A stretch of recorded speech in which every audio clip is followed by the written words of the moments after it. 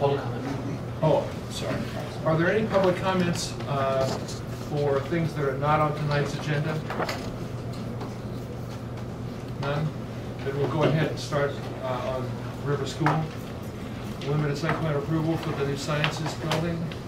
Who's making the presentation for that? Hi. My name is David Earhart, and I'm with Area Designs, and our company is doing project management on this project, and so that's my role. I'm doing project management, and our company is also the architect of record for the project. With me tonight is, who will also be presenting, is David Nardone with Stantec, and Stantec is doing the landscape architecture as well as the civil engineering. And also with me is Ben McGovern from River School. He's the director of facilities there, and he's with us to represent the school and answer any questions that about this operation of the school. So tonight we're here to talk about a new building for the upper school at River School. This building will house their science and visual arts program for the upper school. This building is being constructed to house existing program, and it's being constructed to house existing program that an existing enrollment. I mean, so that the intention here is to provide space that they need for the current student count as well as space they need to expand their existing program. So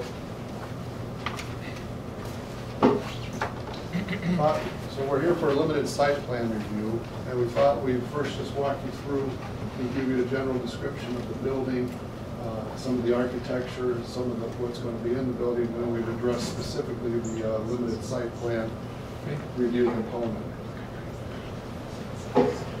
Just to orient everybody, this is an aerial view of the campus. So Nunsuch Pond, Winter Street, Nunsuch Road, Ogle Brook, and this is the heart of the campus. Waterman Field, the existing football field, is going to be decommissioned this summer, and so we're looking at constructing a new building in this corner of campus. I think we have a blow up of that. So that's a blow up of the existing field is going to be decommissioned. Currently, there's a yurt, which is if you're not familiar with that, it's a mobile tent-like structure. It's used as a classroom. There's a yurt, and there's a generator, an electric building located on the footprint where the building is going to be located. So we were here earlier to talk about relocating the yurt, relocating the generator, and that construction will start.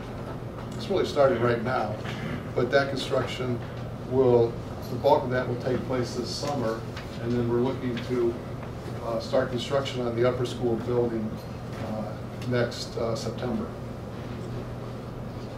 The issue being with the site utilities associated with the electrical and the yurt. Again, it's a different project, but we need to do that when the students aren't there. So that's already been permitted. So this is another view of the site plan, and in red you'll see that's the footprint of the building that we're going to be talking about. It's a two-story building. It's about 50,000 square feet. Of that, it's about 16,000 square feet per floor. So of the 50,000 square feet, a third of that is parking. So we have a lower level of parking for 43 cars, and on top of that we have a two-story academic building. I'll just walk you through the two floor plans, show you the parking, and then we'll look at the exterior. So, as we mentioned, the building houses science and visual arts. The visual arts is on the first floor, and science is on the second floor. The way the building lays out, it's organized on a central spline, which is really important to this building. And I want to talk about it now because we'll also bring it up later when we talk about the massing of the building. But the idea with this is that the school is trying to encourage collaboration. And one of the key aspects of that is this common space that's in the middle. So surrounding that central circulation spine, you come in the front door, Waterman Field is located here. Come in the front door, we have an atrium area with elevator, stairs, stadium seat building into the stairs, going up to the second floor, and then this two-story space runs the length of the building. Surrounding that are the classrooms where we have the visual arts, the 2D arts down here, and the 3D sculpture and ceramics up here. This color indicates these are humanities classrooms. And the idea of the organization of the building is that we're trying to encourage collaboration between students, faculty, parents, and this main common area allows, we have a common area and we have two breakout areas on this. And what that allows for is in between class, during class, in between class, after class. This is used by students to meet with teachers, students to make presentations to other students, and it's a more informal setting than the classroom. And we have this on both floors, you'll see when we look at the upstairs. But the idea is that, you know, we have this main circulation space, and then we have a wide space in the middle that has views into the classroom, but it also has, so we have views into the classroom. We also have seating, and it's going to be set up so that students can put on presentations, just hang out there.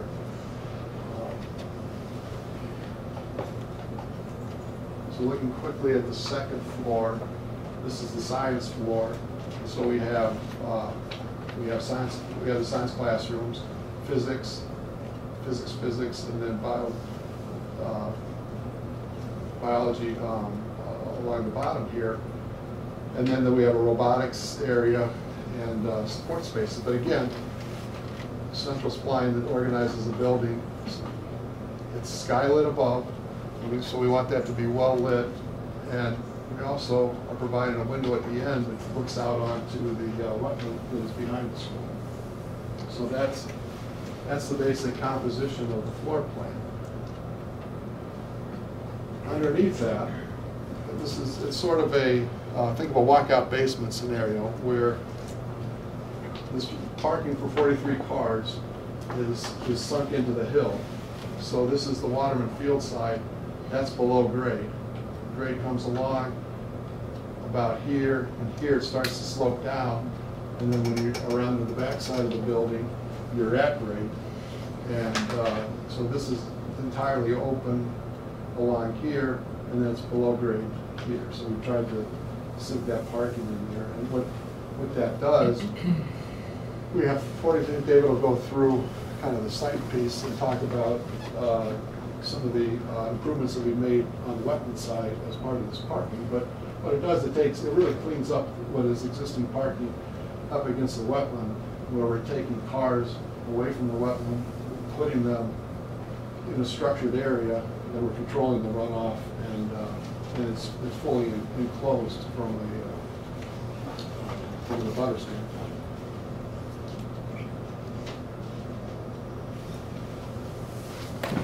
So just to orientate you again with sort of proposed improvements on this, so you see the building in this plan in lighter gray, and then you see a lot of green on this plan, and that's sort of landscape improvements in place of the football field that's there today. So we're setting up a formal, more quad-like landscape. And then the circulation, just so you don't know, to back up just a little bit, main entrance is here, circulation loops around and exits here. So the circulation around campus will continue to operate exactly like it does today. With the exception of, you can kind of see this building is slid forward in front of the existing gym, and so the roadway will actually be, and the parking spaces will actually be pulled away from the background. And we're creating what we call a stormwater wetland or treatment. So we're mimicking the wetland, making one where the existing parking spaces are today to treat the stormwater that comes off that pavement and a little bit of the water that comes off the roof. But that connects back in right at the corner of Peckham into the existing circulation. So zooming in again, we zoomed in before, you saw the proposed condition here. So the yurt, is approximately located there, and electrical service for the entire campus, which David mentioned that work is about to start. You had to move all of that electrical service. We also had to move water line, sewer line to make way for the front of the building here. So some of those existing utilities run outside of the football field today. They're going to be moved to wrap around the building as part of that whole utility package. You can see here in detail the footprint of the building as it hits the ground, the entrance and exit from the garage. So that circulation as it ties in. So the football field goes to approximately here today. So you can see we have a smaller lawn out in front of the proposed building. We want to continue to make this visual and pedestrian connection to what we call the library quad or the campus center. This is the library here, campus center. So there's a lot of activity throughout the day. There's a smaller quad here. So there's a lot of pedestrian activity from the athletic center to the library, campus center, and back and forth. So that will continue. The students actually see synthetic turf on here and natural grass on here. The students really love Waterman Field. So if you've been on campus and you see the football field is essentially in the heart of campus. So when there aren't athletic activities going on, it really functions as the quad today. And in the shoulder seasons, in March and April and October, November, when we have warmer days and the kids just love to be out there, when it rains on a natural grass, and it rains all night long, the natural grass will be wet all the entire next day, and the turf dries out faster and stuff. So the kids love to be outside, and the kids actually insist that, okay, they understand they're losing their football field, but they want some synthetic turf out there to go hang out on between classes and so forth. So this will be a landscape turf that will be bordered by tree planting and pathways, and then we've got a little outdoor seating area, so if kids want to be at tables and chairs to do some homework outdoors, they can do that, and we're contemplating an outdoor classroom here, and then there'll be a natural lawn beyond that with tree planting framing up over those spaces.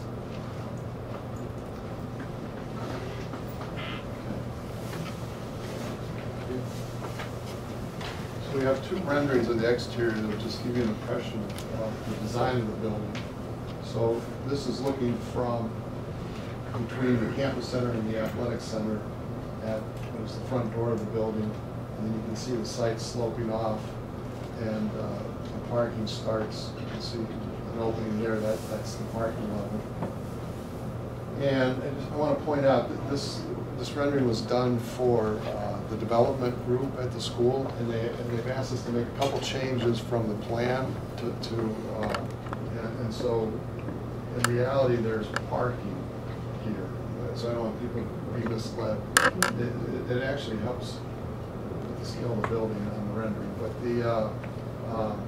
there will be parking located there, and there's some additional parking on this side of the street that's not showing up on this rendering.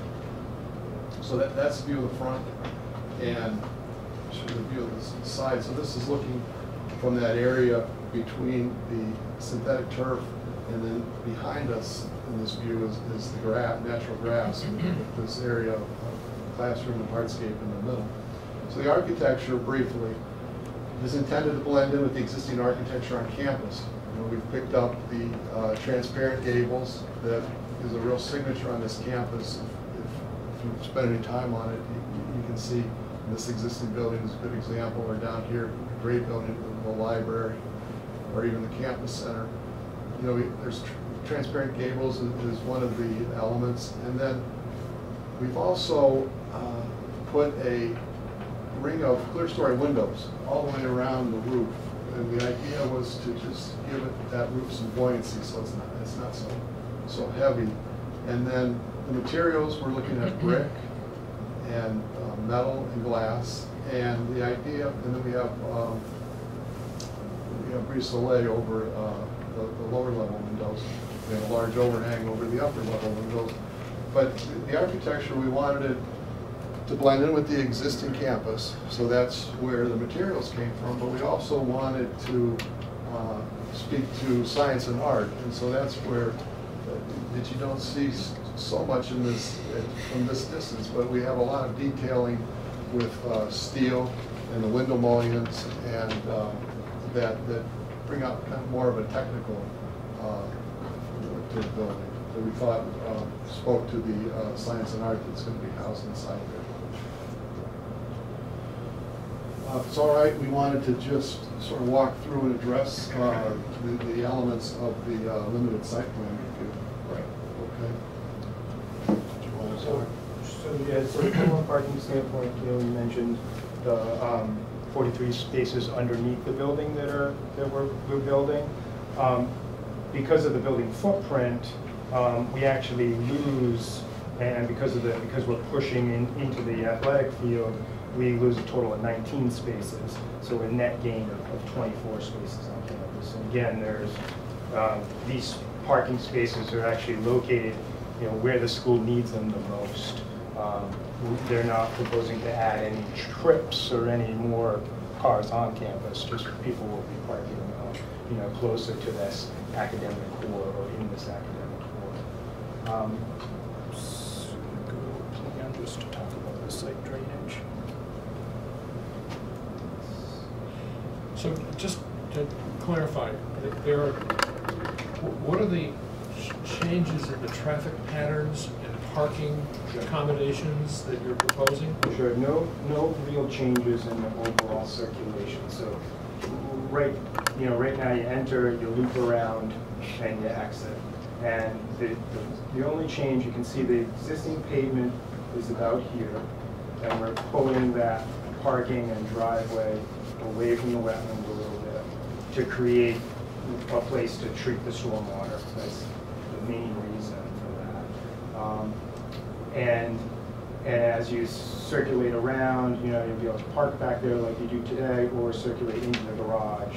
And so it will function as sort of a one-way entrance, one-way exit, and then leave the campus. And so there are a few parking spaces here today, like the existing is a double loaded bay.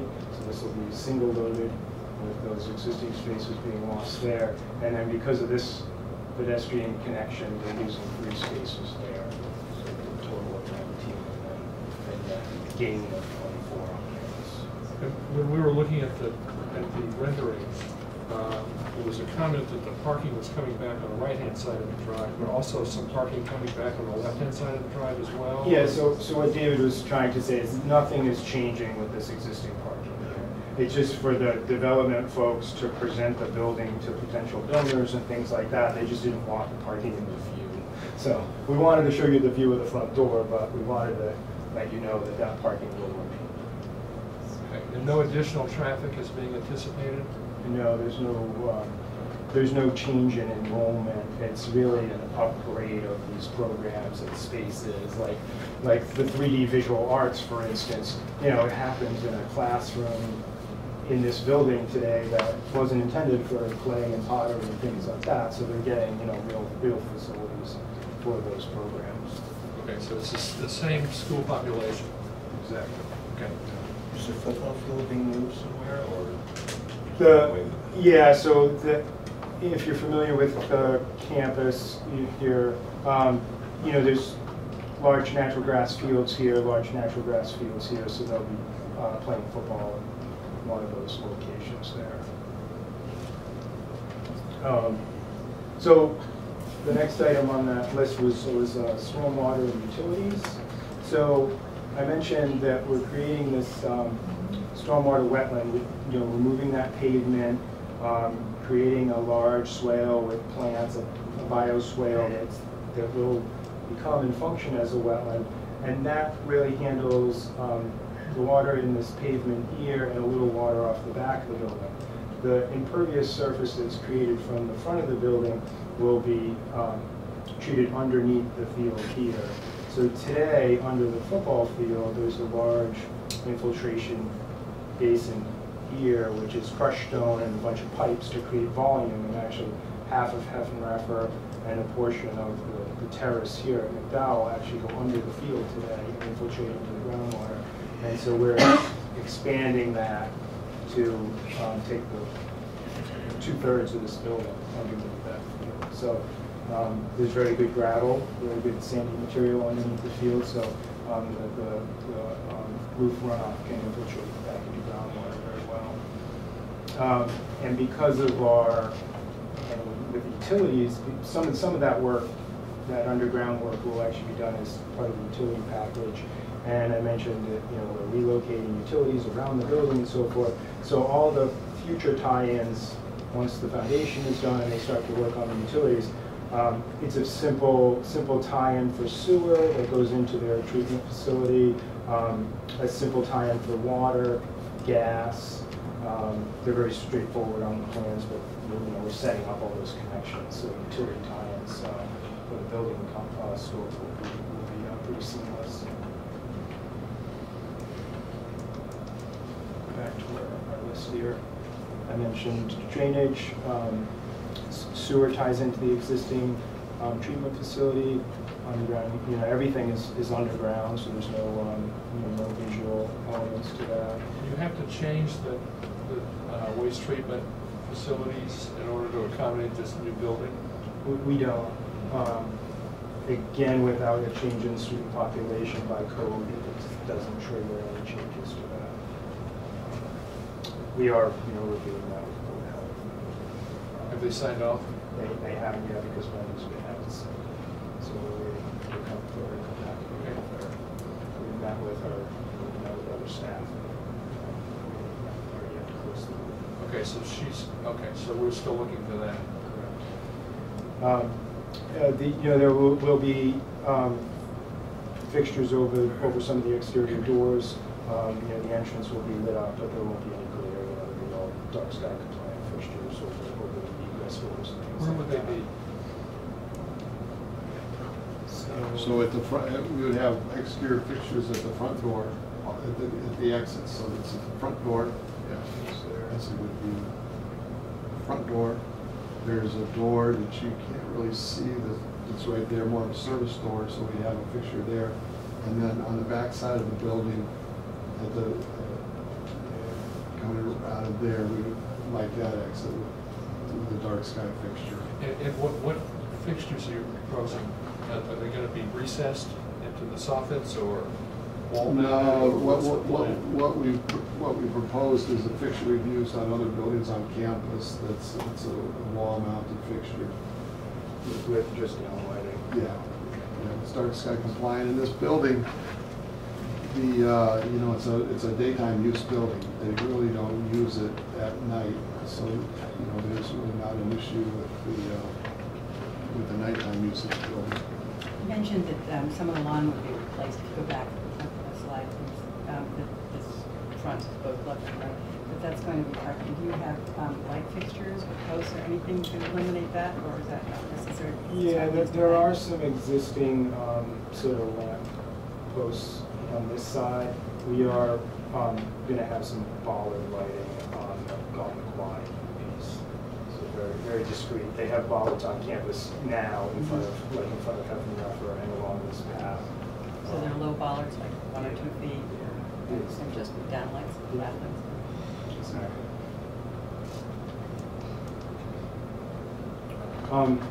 Earth movement, so the biggest effort on the earth on sort of grading is just, it's sort of that sloping condition today, and we're creating that, walkout basement. So just digging out that garage area and the foundation of the building. So it's not a huge effort. We've submitted the calculations. Is it under 1,000 cubic yards, or I believe it's just over 1,000. just over? But it's related to the building. It's related to the building, yeah.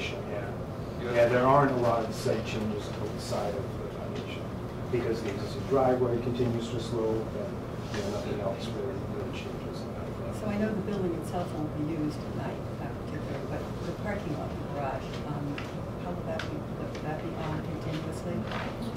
Security or what do you do that? So there's 2 levels of lighting in the parking garage. We have a very low level for security, less than 5-foot candles. So general parking lot, we try to do 2-foot candles as a minimum. In there, we're looking at 4 or 5 for security, but that will be on a timer.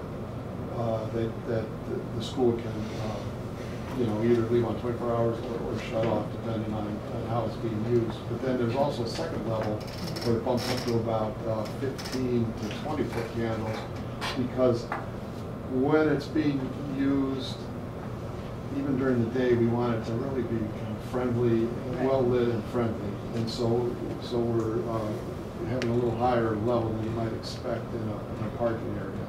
But, It doesn't make much difference in the daytime. yeah.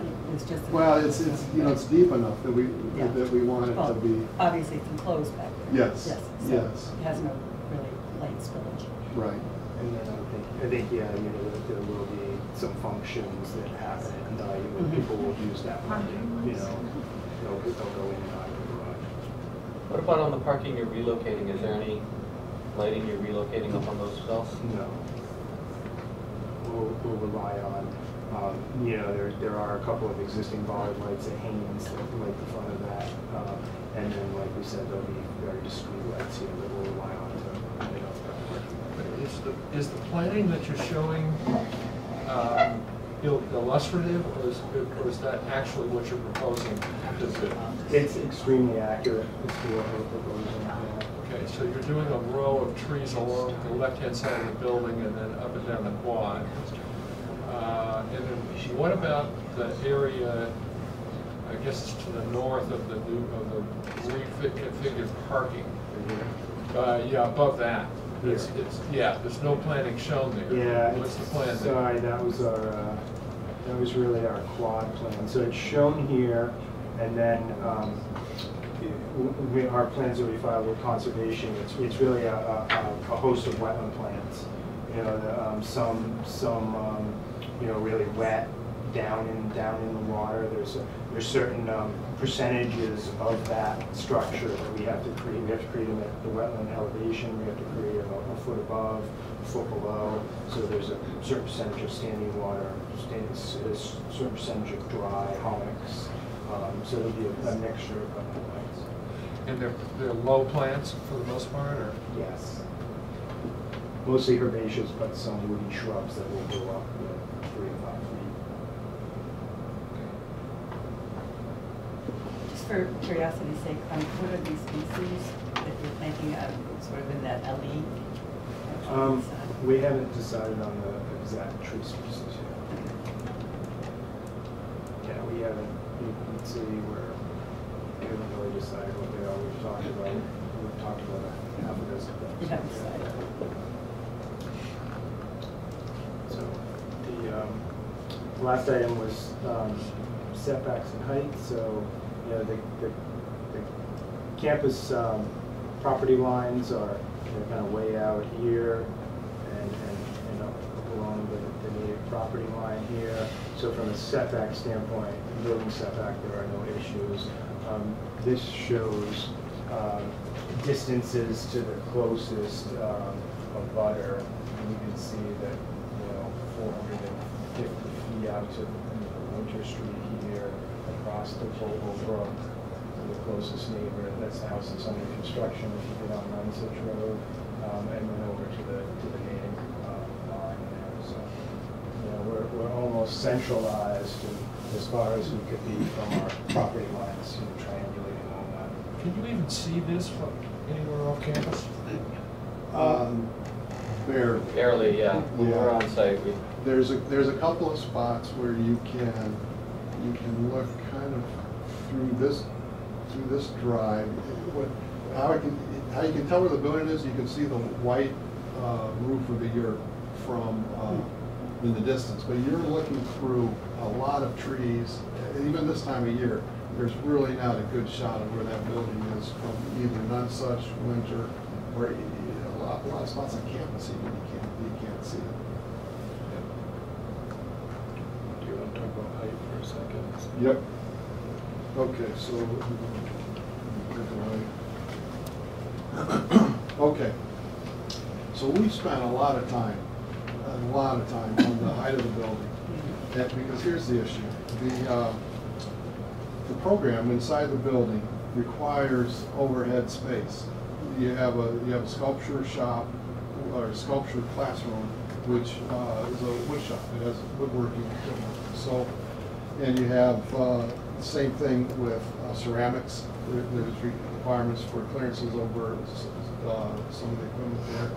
And the the physics classrooms, for example, they do experiments that require, and so we've been told that from a program standpoint, they need 10-foot ceilings as a minimum on both floors.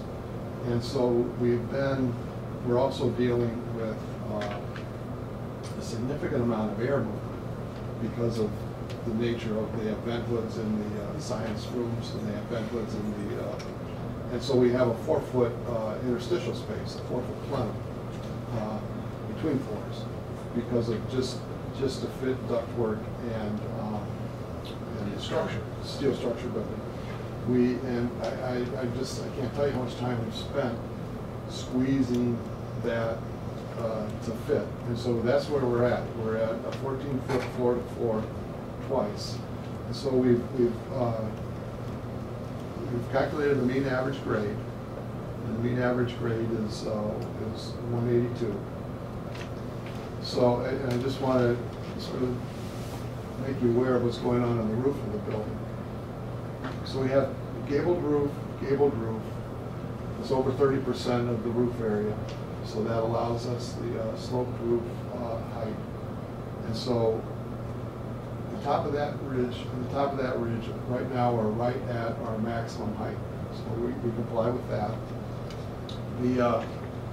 This is flat roof or low slope roof. It's flat with tapered insulation to structural slopes to drain. That complies with the flat roof elevation. We're slightly below that. We have rooftop equipment located here and here, as well as these chimney type structures and our skylight. All three of those elements are, it's our understanding that there's an exception for machinery on the roof, chimneys and skylights. And all three of those are they're slightly higher than the ridge. I'll show you in a drawing where you can see the relative. They're slightly above that. When you say slightly, how? Well, I'll show Okay. you. But let me just talk for 1 second about the rooftop equipment. Sure. So initially, our engineers recommended one piece of equipment on each side of the building. And that piece of equipment was about 10 feet tall. And so the school, in talking to the school, they asked us if we could look at a way to lower that. And so what we're looking at now, it's more expensive, but we've lowered about 3 feet. So that's 7 feet high, this equipment. And we think there's some efficiencies in terms of sound. We think it's quieter. It's definitely lower. It's definitely better, better aesthetically. But it, there's a cost associated with it. Okay, so that's a section to the building. And so what we're looking at, mean average grade, it's hard to see, but that's the top of the sloped roof, right, that ridge right there, and that's our maximum height. So above that's dimensions 5 feet where we have the skylight, and that dimension is 2 feet where we have the rooftop equipment. And so the rooftop equipment, we've worked hard to reduce that. Part of this space here, for example, we have ductwork coming out to the side of the equipment so that we're able to lower that. And so we think we've gotten that as low as we can get it. And the skylight, we have 4-foot window, 4-foot window, and then we've elevated it from the roof, and so that gives us that height. And the reason for that configuration is, we want the clear story type windows on the skylight because we think it's easier to control the light, better to control the light, and it also is much easier to control the water. It's just from a legion standpoint. So those are our basic heights. And then just this front elevation shows you, you know, that's the skylight, and then that's the top of the rooftop equipment. Now, that skylight is back 40 feet plus or minus from the front of the building and the back of the building. And so you really, you know, you have to be elevated and at a distance to even see it. You can't really see it from the side because the equipment screen blocks it. And so wrap up here. I just wanted to compare it to some of the other buildings on campus, just to give you an idea of how those heights work. So our high point 224 and our ridge 219. So campus center, we had the same situation where we have a skylight over the main lobby there that's above the, it's about 6 feet 6 inches above the height limit for that building. And it's, coincidentally, it wasn't intentional, it ended up at the same height that we're at on the new building. And then this is slightly lower than where we are in the new building. For reference, the field's at elevation 184. Again, that's just another view of the campus center. That's the music building, Bradley, elevation 217. And then the athletic center, elevation 215. So we're at 219 with those elements above. That's it. Thank you. Response on the height issues, I think that's going to, that goes to John. That goes to John, what he wants to call that structure. Yeah. Originally, the plan was for this to go, for the ridges to even go above, so it was all being considered under variance at one point. But they've, like I said, they've worked to bring that down, so now it's a call of that one thick piece. Right, so what John determines that to be is what it's going to turn out to be. I mean, it's not up to us to make a determination on height compliance. I think what we do is condition the decision on John Field's determination. Yeah. You're speaking about the skylight. Yeah. Yeah. Okay. Yeah, and I think the mechanical equipment. Mechanical, yeah. That's an exception. That's a anyway. great, yeah, that's a much clearer exception. I sort of view the big skylight as a large cupola. It's an uninhabited area space. It's not like it's. Exactly. Yeah. Yeah, we actually thought there was a strong precedent for it on the camp. We did it at the We campus. have the other one. Yeah. This is larger, it's longer, Yeah. about the same width, but it's longer, but it also isn't nearly, that other one, on the campus center, that was intended to be a beacon, because that was wayfinding for that entire, what's going to now be the quad. Where this is more internal, where, if you remember, the importance of this was that we wanted to light that center gathering space on both floors. And so that's what's driving that. And we'd love to push it down lower. It's just the geometry of the roof. We have to lift it up, but keep it out of the snow. There's any drifting snow, and then we wanted a certain height of window. Okay. I guess the ridges on the pitched roof would have to be verified with a survey. Yeah. Any other comments from the board? Steve? You're okay? Great. All right. Any comments from the audience? Yes. Diana Chaplin. I just had a question about the irrigation. So, it's just sort of more of just understanding how it works, but are there wells on this property, or do they're just using MWRA water? How's that work? It's MWR, right? Okay. Because private homeowners need to have wells. That's a good point. Did that, in the discussions with them when they were making their application, was there a discussion on using imported water to water No. campus? No. I mean, I think Diana's right. If we're gonna make that requirement for private residences, we ought to make the same requirement for anyone else. We typically do require that, you know, that we don't use drinking water to water grass. So you probably want to have a well supply the irrigation system. So if you were near an open body of water, like that pond, is there any way you could pump from that to irrigate?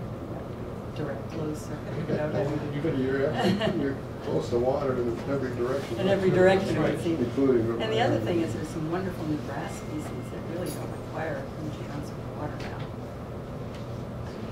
Right, or you could, you know, capture rainwater in cisterns, or there are a lot of ways we talked about to do it. And in fact, there's a committee now formed in town to talk about water conservation.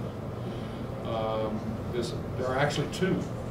There's a town committee to talk about water conservation, but there's also now, I understand, an ad hoc working group that's formed to consider conservation generally in town. So it is an issue that I think should be taken into consideration. Yes. Is there sound attenuation on the packet, on the air handling units and on the strobic fans?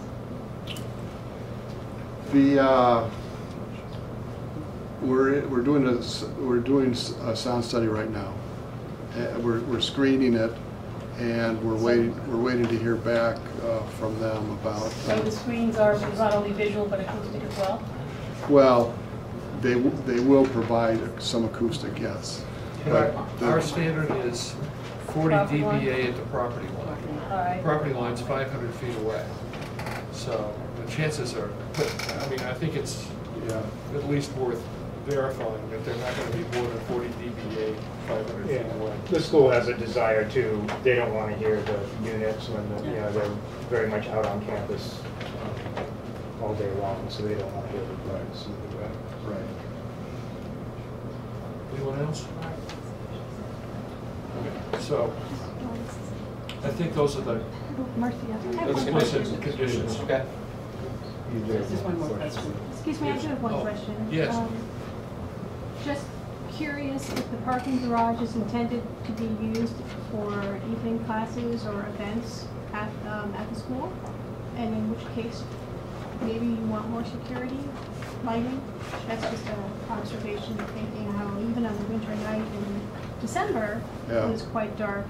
And having fumbled around back there to get, you know, to concerts and stuff, I'm just curious if that. I think that's a fair point. I think that once they started using that would become parking Well, I know for. the school tends to use West Cape Church parking lot for satellite parking, and now that they have a garage on site, obviously that would be used, and in which case, maybe a little bit more lighting That's a good point. for safety reasons and security Yeah. should be considered. When you say more lighting, are you talking about explicitly about the Well, when we were looking garage at the parking? light, correct. When we were looking at there would be low profile lighting around the new structure, and then just indicating the entrance and egress from the garage. And just even, it's pretty tricky driving around the back of those buildings anyway, especially when there's snow and ice and there's limited, you know, there's snow banks, etc. It's dark back there. Just thinking those are the times when you're going to want extra lighting, and since you mentioned the lighting and that it would be low profile, maybe a little more consideration of that, just for personal safety reasons when you're navigating that area. Yeah. I think if you take another look at that and want to propose changes, it would probably be easier to do that now rather than coming back and talking to us later about proposed changes. So if you want to think about that, what I would suggest is that you come in and we're going to be continuing the hearing to review the draft decision. If you could maybe take a look at that between now and that continued hearing, then we could consider any additions you want to make at that time, as opposed to stringing it out. Yeah, I mean, we like the suggestion. It's we like the suggestion. Okay. So just, you know, just be aware that you probably should take a look at that sooner rather than later. Yeah, will do. All right. Any other comments? No. In that case, did we get any comments from Dave Conway? Yep. So basically, Dave is fine with this. He's taken a look at it. The review letter we got from him today. Project as currently proposed complies with the requirements of the Western Stormwater Bylaw. Stormwater management standards and general engineering practice. All right. So he's signed off. Yep. So his project engineer signed off on. Okay. Dave has someone else review these. All right. And then Kim has also sent us an email on these today. All right.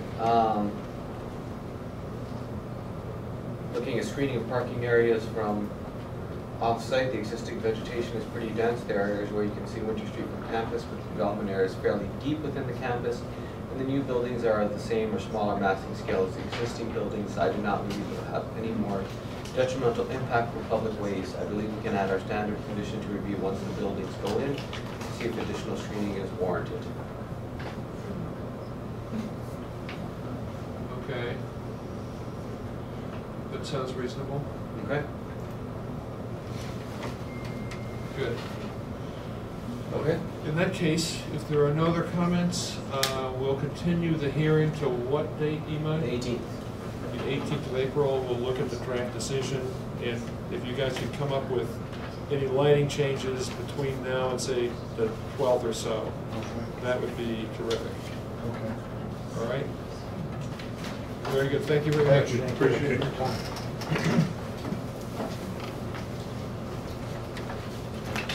Thank you.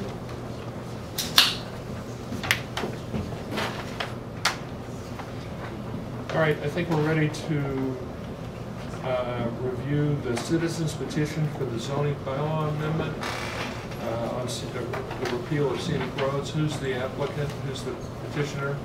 You're the petitioner? Yes, I'm the petitioner, I'm Greg Shea. All right, if you could explain what your proposal is in 10 minutes or so, then the planning board could ask questions or make comments, and then I'd open it up to the audience for further questions and comments. Okay. Is that reasonable? That's fine.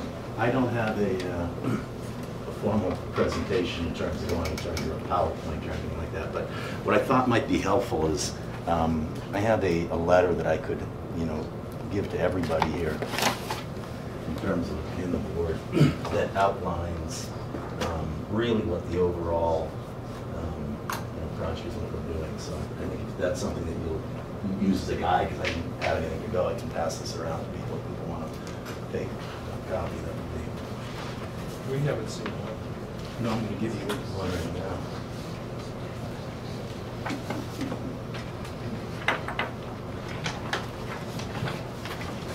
I'm not sure enough or not.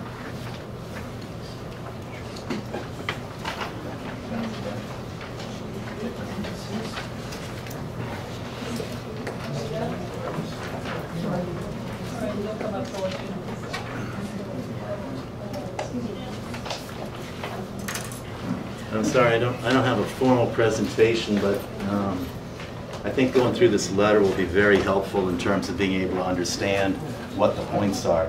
It's a pretty complicated issue when you get, when you really get to the detail and nitty-gritty of it, but I think if you walk through this letter with me that you have, I think you'll find it, much more understanding. And this letter, by the way, is a letter that we have posted. We're going to post on a website, and it's maybe something that Imai can pull up for us later, but we have a website that's called www.westonscenicroads.com, and we've posted a tremendous amount of material there, which I think will be helpful in understanding the issue. Who are we? Excuse me? You said we have posted. The Weston Scenic Group is a group of people that I have in Weston here right now, including some members of the audience right now, including myself, that have got together to try to support this. Could I ask, just does the members of your group have a financial interest in the outcome of this amendment? No. You're not a builder? I'm a builder, but that's, All right. Would you like to know why I'm here? because you want to change the, you want to repeal the I scenic do, roads. but when you say that, you make an implication that there's some type of a incentive I phenomenon. think you probably benefit from the repeal of the bylaw, would you not? No, I do not. No, you don't, okay. And how do you suggest I do? Well, because you are claiming that there are penalties, financial penalties in the review process, and they're fairly hefty according to the figures in the letter. If you're a builder or a homeowner who wants to replace a house in Weston, if that review process is repealed, that penalty no longer exists for you. You made the assumption that the savings on that go to the builder. Yeah, that's a No. totally different issue that you're No, it passing isn't. it along. No, it isn't. All right. Please continue. I'm sorry to interrupt. Thank you. So if we walk through in terms of the introduction on this, I didn't think it was going to be quite this contentious starting out. The key in the introduction, when you look in the introduction here, is that this particular bylaw in town affects 40% of the Weston residents of town. It's about 5,000 people in the town. In terms of a general summary, and when you look at the summary section there of the initiative is to amend an ineffective and unfair Weston zoning bylaw. Now those two issues, we're going to keep coming back to that because we're going to talk about that in the perspective of ineffective and unfair. That's really important. We're talking again, 5,000 people in town. What's the total population of Weston? 11,246. So it's half the people in Weston that are affected by this zoning. Slightly less than that. Yeah. Yes. And what's interesting about that is it's amazing, but when I actually came, the reason I'm here was as an incident in December where I ended up buying a home from a Scenic Road owner. His name's Bill Atkinson. Very, very nice man, 92-year-old man. And I ended up paying $60,000 to $70,000 less. I deliberately took the price down because I knew I would have additional costs, that cost, in the planning board review process. So a 45-year-old resident, That is what you said. There is a financial incentive. Okay, thank you. a 45-year resident of the town, taxpayer of the town, leaves, and he leaves getting $65,000 worth of cash taken out of his pocket. That's why I'm here. It's not here for a greed issue. I don't make any money on that. There's nothing. When you say 40% of the homes are affected by the scenic road, are you saying that 40% of Weston's homes are on scenic roads? That's correct. But 40% of, not all of those houses by any means need to go through site plan approval. That's not the point. But I mean, the point, when you look at it from a perspective of looking at it, why not have the whole town then? That'd be great.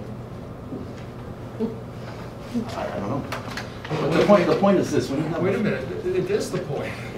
It's exactly the point. How many houses are actually affected by this? 40% of the homes, 1,472. If one- You're making a suggestion then that homes will never in their lifetime be torn down.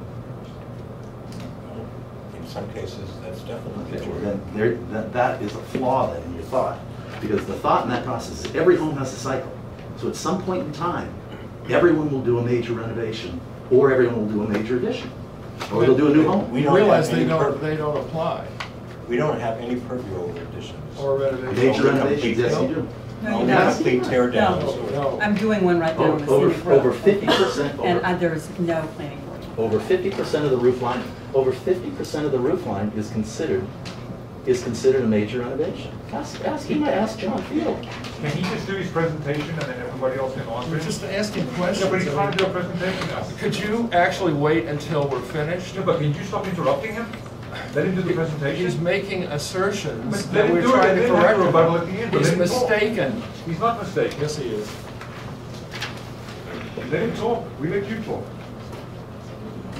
All right, let's get back. So we're back on the summary of the initiative here right now. On the summary of the initiative, we talked about the two things we were going to talk about. The ineffective nature of it and the unfair nature of it. This amendment, you have to be very, very specific on this amendment. This amendment will not affect Weston's large home site review. on scenic roads. It will not. If you're going to do a large home, it does not affect that. You're still going to have to go through a planning board. This amendment also does not affect in terms of the ability of the planning board to be able to govern scenic roads. Does anybody know that there are 2 scenic road laws in Weston? One in the zoning bylaws, one in the general bylaws.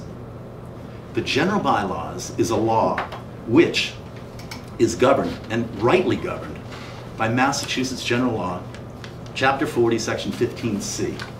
2-paragraph law. You'll be able to find it on the website that we have because we put it up there. They're not synonymous. I'm sorry. I mean, you have to understand, they're not synonymous. What's not synonymous? The 2 bylaws are not synonymous. I didn't say they were synonymous. I said I'm talking about the general bylaw here right now. The general bylaw is governed by Massachusetts General Law, Chapter 40, 15C. Are you arguing that? That only covers rights of way. It Are you- only are covers you- rights of way, stone walls and trees and rights of way. That's absolutely correct. That's Well, Massachusetts General Law 40. That's not what we're talking about. We're talking about site plan review of The point that I replacement just housing. made, the point that I just made out was that there are 2 different zoning bylaws to clarify the issue that there are 2 different ways to govern scenic roads in town. You disagree with that? They don't, they're not, Are there they're not, two different- they're are there not two different- applicable to the same things. Okay.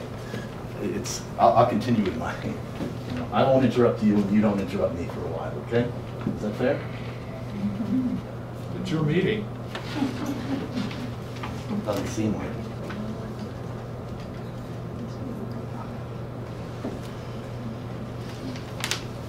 It's very important to understand that there are 2 bylaws in town.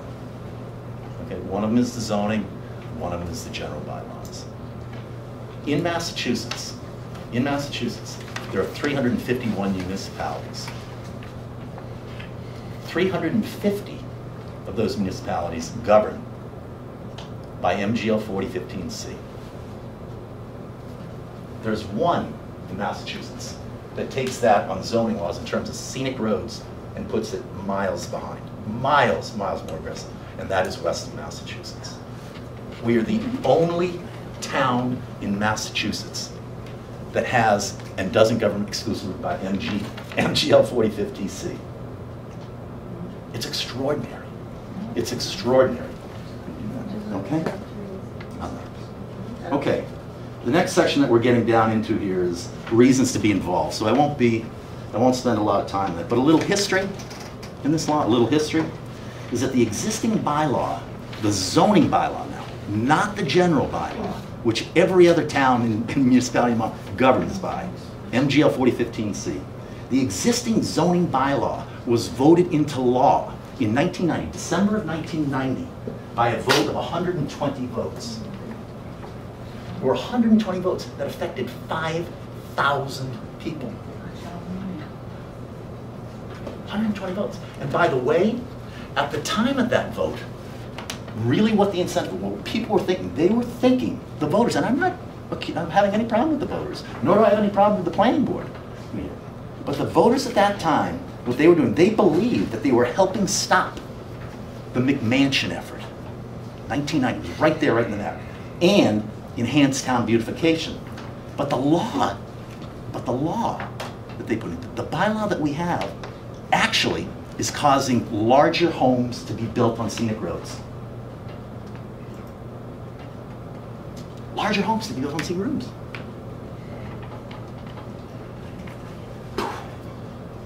That's almost crazy when you think about it. And it's really actually sort of cool because it's so counterintuitive. You wouldn't know that. And you say, okay, how? And why does it work that way? Well, it's pretty simple. If you take a look, and it's also posted on our website as well, the most recent zoning, the recent planning board 2017 year-end report. And that year-end report will tell you this. They had, in terms of site plan review in 2017, they have what they purported to be 14 cases of site plan review. Now, one of those cases had 3 plots to it, so you could really say that there were 12, because you have 12, 13, 14 is 3. So there were 12. Out of the 12 that were there, out of the 12, 10 of those were scenic roads. Out of those 10 scenic road reviews, 8 of them were for large home review. So 8 out of 12 were large home review. Now, who were the 2 that weren't? Me. I was one. And the reason that I decided to go that way was because I was under the impression that if I built a conforming house within the zoning bylaws, in terms of what the setbacks are, what the heights are, what the sides are, I might have an easier time going through what is notoriously known throughout our community and elsewhere as an extraordinarily difficult process. I actually thought, naively, that it would be an easier time getting through the process. Absolutely not. I will never, if I build another house in Weston, ever, when I go on a scenic road, I will never not build a bigger house. The reason why the existing bylaw creates larger homes on scenic roads is because of the fact that you have the same costs and the same process for me building under the size of the home lot requirement as you do for a 20,000 square foot home. We'll move on in terms of that. Just to let you know, I mean, we haven't interrupted you for a while now. Yeah. And if you could... Pick it up. Well, do you think you might be able to finish in a couple of minutes, or how much? I'll do my best. I'll do my best. Okay? All right, now that, what I just talked to you about, was the ineffective side of the law. That's what's ineffective about it here right now. It's not ineffective. On the unfair side of the law that we talked about is that any time, due to a subjective, now this is subjective, this is not objective, a subjective designation of what a scenic road is to a family, okay, here right now, there are hidden costs of between $50,000 to $200,000 associated with going through this process. Take a look, they're all listed up on the site. Go up to the site, westonscenicroads.com, you'll be able to see it. And you say, what are these costs? I'll give you the whole detail. If you'd like to see some of them, I'm more than happy to pass out a review that you'll have on the chart. I don't have enough of them, but you can at least have a couple and pass those through on each side. You guys want to too? There's a couple more going back if you want. Okay. So we'll continue to move on. In the general data points that you have on the handout that I gave to you, on the general data point, you can read through those points because I'm trying to make this go a little quicker, but they're really quite surprising when you read them collectively. Even the most senior officials in town, including one who is present here right now at the end of the table, did not know that 40% of the homes are affected by this law. Okay? So a couple of the interesting ones that you have, there are 178 homes that are affected that don't have addresses on scenic roads. Okay? Just did a correlation on that. You don't know, you can look it up on the site. I have them all there listed for you in terms of going through. Another thing that we have here, which I thought was very interesting, was that 3 of the recent scenic roads were taken off the list. For the last unknown number of years, we've been in violation of Massachusetts state law. And you'll see that that number 19, article number 19, an article also that I put through, but they said you don't have to do it on a citizen's petition, because it's against the law, we'll do it ourselves. That's what number 19 is about. Okay? If you want to know how they got to be that way, you can go to the website as well and you can see the process. You'll be very surprised how they were elected on. Another interesting aspect here is we have, I have found through the process in talking to people about this, that Weston residents generally perceive being on a scenic road as some type of a benefit or prestige, but none of them are aware of the significant property diminution rights that you have, and the economic disadvantages. Again, due to a subjective designation of scenic roads. If you ask anybody on this panel, you can do it after it's up, what really makes a scenic road? It's subjective. It's not what zoning law is supposed to be. Zoning law is objective. What is the height? What is the setback? What is the density? What are the load requirements, etc.? It can't be subjective to 40 people in town. All right, I'm almost done here, guys. So The next thing, the last thing you have is the existing zoning bylaw site plan control. Read through those yourself on that. But a couple that'll probably, throw you off a little bit, in terms of this scenic road. So on a scenic road, if you go through, I'll just point out a couple of interesting ones. Town water on irrigation. I'm on Two Field Pond Road. All my neighbors can hook up to town water for irrigation. I can't. What does town water have to do with scenic roads? You can tell me that. Another incredibly difficult thing in terms of this is the recordation requirements on a scenic road when you go to sell. I literally have $100 worth of recordation fees down at the Registry of Deeds as a result of all the plans and specifications that are last in perpetuity on a property here right now that you have to explain to the next sale that you have or the next financing that you have on there. All of these restrictions are in perpetuity. If I have built a new home on a scenic road and I want to go to my backyard because I have a new kid and cut down that big old dirty pine tree in there, I have to go back to planning board. I have marked, you mark on every plan when you go through planning board scenic review, you marked every tree on the property and you can't touch them. It took me 2 weeks to go back through. 2 weeks to get 2 dead trees that were misidentified. 6 weeks here. 6 weeks here, still waiting. You're still waiting. Okay, I'm telling you. All right. Last thing. I project for 6 weeks. I've been in the hole 200 grand. Talk to them. Anyway, the conclusion that I have. Who was the speaker? Who was the speaker of the audience? Jim O'Sullivan, Oak Street. Thank you. Yeah. May I continue? Finish? Yeah, go ahead. Thank you. In conclusion, the first paragraph of the conclusion that you have on there is really about the ineffective and unfairness. So we don't have to talk about that again. I think if people don't understand the unfairness and inequality by now and looking at this, it's there. The second paragraph is actually pretty good and sort of interesting on that. And that is, this is interesting. People are going to say, why? The primary reason for the lack of broad-based resident objection to the zoning bylaw is that residents only become aware of the bylaw when starting a home renovation project or selling it. Then it's too late to change anything. It's the absolute truth. That's what happens. Homeowners may only encounter the scenic road bylaws once or twice in their ownership life, but that does not make it fair or effective. It is an unknown bylaw that places great burden on subjectively selected Weston residents at critical transition times in the properties, in the life of their property.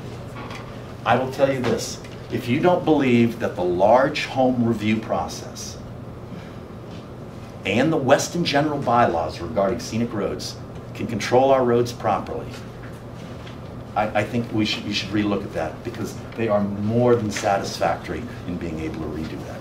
That's all I have to say. All right, thank you. So your contention is that, if I understand you correctly, that a house that the town's bylaws considers to be a replacement structure impacts half the people in town because they're on scenic roads. Is that what your contention is? I'm saying at some point in the lifetime. All right. And you're disagreeing with that? I think that's an extreme exaggeration. And why do you say that? Because I don't. At some point in the life of that home, you don't believe that that home will be replaced? I think that the town designated the scenic roads because it wanted to identify older neighborhoods in town that contributed to the character of Weston. And the houses on those roads are the elements that contribute most to the character of Weston. And the town decided that it would be in the town's benefit if neighbors and residents that were either abutted or were near the houses that were being proposed for replacement at least had a forum for comment before the house was demolished in order to consider mitigation. That's the reason why the bylaw was passed. And it seems to me that it would be it's fair to the people who live in older neighborhoods, very often who live there many years, who treasure their older houses, who treasure the character of those houses, to be able to at least have a forum where they can comment when a new replacement house is being proposed in their neighborhood. It's fair to them. If you believe in that product, if you think people are, going to believe in that with progressive property rights, we are a very progressive town. We are a progressive town. I don't know what you mean by progressive. Well, progressive perspective, we respect property rights, probably above almost anything All right, else. so this is about property rights, not No, it's not about that. Okay. It's not. But when you bring up a point, you've been contentious the whole time. I'm going to come right back at you. May I say something? Yes. You appear to be very aggressive towards him. You are coming around, you're coming close to him, and you're talking in his Maybe you face. should just sit. So why don't you sit down? Sit down. It makes it look like, you're the big attorney grilling someone, the witness in the stand. I just think it's a very aggressive stance that you're taking. I'm sorry. I didn't mean to do that. You should sit.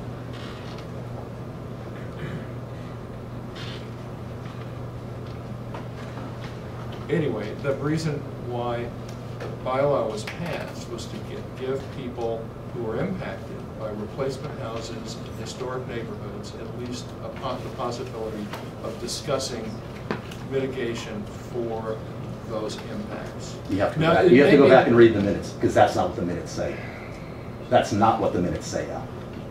The person who actually wrote and It's not what the proposed the minutes say. zoning bylaw amendment is You can sitting say in whatever the you room. want to this group. Go back and read the minutes. You have to go back and read. You're misrepresenting. No, I'm not. Yes, you are. Thank you for calling the chairman of the planning board, who's done this for how many years now? 21 years. A liar. Didn't call him a liar. You didn't call him a liar. Didn't call him a liar. I said he was misrepresented. misrepresenting the Misrepresenting reason. it generally means lying. It's been contentious since the beginning. You didn't let him start and say his thing. And we're trying to, for a rebuttal. I mean, And- come on, you've got to and be fair you with are people whom? too. Your I'm name? Jonathan Bachman, yes. Okay. 63 Sylvan Lane, lived in town for 22 years. Okay? Okay. Thank you. 27 years here. Been through you 6 times as a planning board, never had an issue. But the issue, Gary, is he's got some very good points.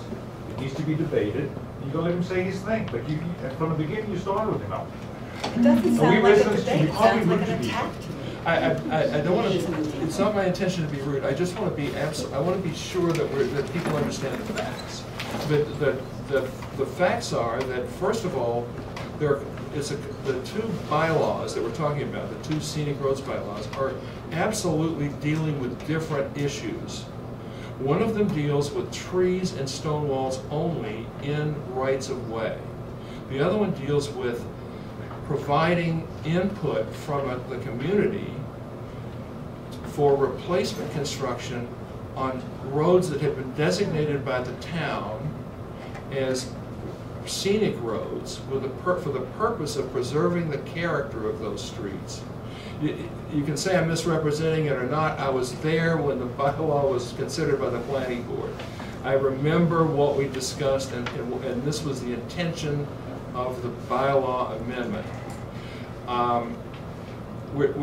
The town has no other, I see you, I'll call on you in a minute. The town has no other means for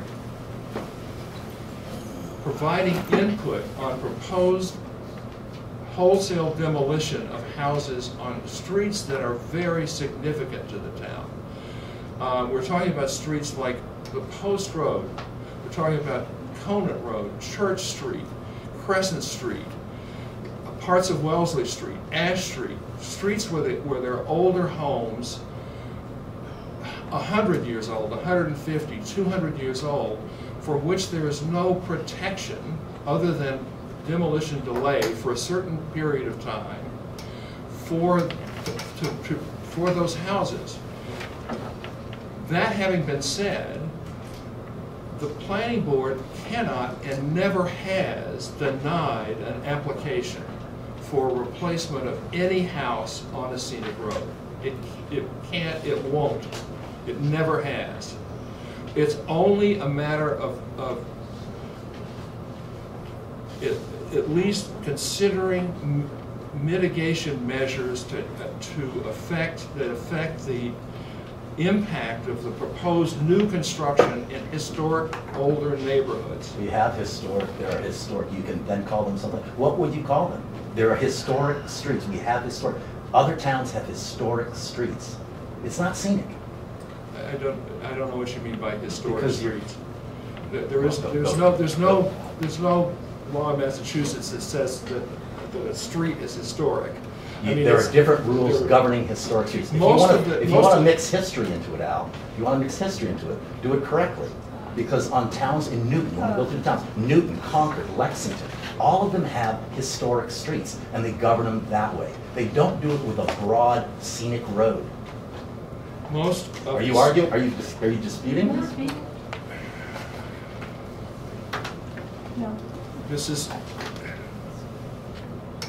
yes, what I was trying to say is that whatever you call it, a scenic road or a historic street, the purpose of the bylaw is to allow people who are impacted by tear-down construction to at least have a voice in mitigating the impacts of that construction. That's the purpose of this, whatever you want to call it, historic streets, scenic roads. Most of the scenic roads in the town actually, at least to a large extent, represent historic neighborhoods, neighborhoods that are actually in historic districts. The Post Road Historic District, the Crescent Street Historic District, Lexington Street Historic District. Those streets also happen to be scenic roads. Unfortunately, for most historic districts, there is no provision for preservation of structures in those districts because you have to have funding from state or federal government in order for those proposed demolition projects to take place. You can tear down any house in Weston right now, with the exception of 8 houses on Crescent Street, with only demolition delay between the demolition of the house and the house as you see it today. That applies to every house on the Post Road, every house on Wellesley Street, every house on Lexington Street, every house on Concord Road. Every one of these historic neighborhoods are totally unprotected. The only voice that people have is the voice provided by the Scenic Roads Bylaw. Yes? Hi, I am a lover of history and I really appreciate Yes, what is your name and address, please? Carolyn Spalding, and I live at 8 Lawrence Road. I really appreciate the desire to preserve. I moved here 20 years ago from Darien, Connecticut, left a house that was built in 1929, beautifully built, wonderful details. Our house is a 1962 colonial. I don't think there's a single house in our neighborhood that was built before the 50s. And so I don't see that, the history there. This, in spite of being a resident here for 20 years, this came to my attention. We had a pipe burst in our house. So our kitchen, master bedroom, garage, and basement were gutted. And through dealing with the insurance company and the process, it came to us that maybe it's time to sell rather than to put it back together. Both of my daughters are in college. We've had a great experience in Weston, the school system, everything else. It wasn't until exploring this sale and watching houses being built in my neighborhood, 5,000, 6,000 square foot homes, 10,000 square foot homes being built in my neighborhood, that came to my attention that I'm on Lawrence Road. I have probably a half an acre from the edge of my house on Lawrence to Pine. So I am one of the people who's affected by this. And a builder explained to me that the process, the extensive process in getting planning board approval. And so while I understand that you're saying that the approvals seem to be passed, there's a lot of time and money that goes into it, and therefore the value of my home being on a scenic road, abutting a scenic road, isn't what it would be if I were just one house up on Lawrence Road. You mentioned that people have the right to comment, should have the right to comment. Well, I don't have the right to comment if my neighbor, who's on the corner of Lawrence and Country, tears down the house. And I don't understand the relevance of being on a scenic road and not being able to utilize town water, which I have that privilege now. So why is it different for me than for the house next door? And if we're talking about 1,650 homes in the town, if the numbers are correct, and if it's 50,000 to 200,000 in upfront costs, that represents $80 to $330 million of market value. That, yes, I have a financial interest in this. Yes, I do. And I care about it. I have 2 kids in college. $100,000 delta for me, or $200,000 delta for me, is significant. If somebody wanted to come in and renovate my house, that's fine. We bought the property for the property, not because it's a 1962 colonial. There's nothing historic about it. There's nothing historic about our neighborhood. And while I appreciate the desire to not have McMansions, I spoke to John Field about this and trying to understand why the rules were what they were. And he agreed the unintended consequences, what Greg was saying, is if somebody has to go through this process, through the planning board, because of the scenic road, then it's the same, because it's the same process as building a, whatever, 6,000 square foot home or more, then that's the way they're gonna go. And he agreed that that's an unintended consequence. If somebody wants to build a 4,000 square foot home or 3,500 square foot home, but still has to go through that process, that's really onerous. And I don't really understand why. I understand the original intention, but I'm not sure that the unintended consequences are worth it for people like me and the other 44% of the town community. First of all, a couple of comments. At least, and I don't want to hog it. Go ahead. You probably have some comments of your own. But what I would say is this, that I don't know if you're aware of this, but the RGFA trigger for site plan review, irrespective of whether it's a scenic road or not, is 10% of the property. Mm-hmm. Okay.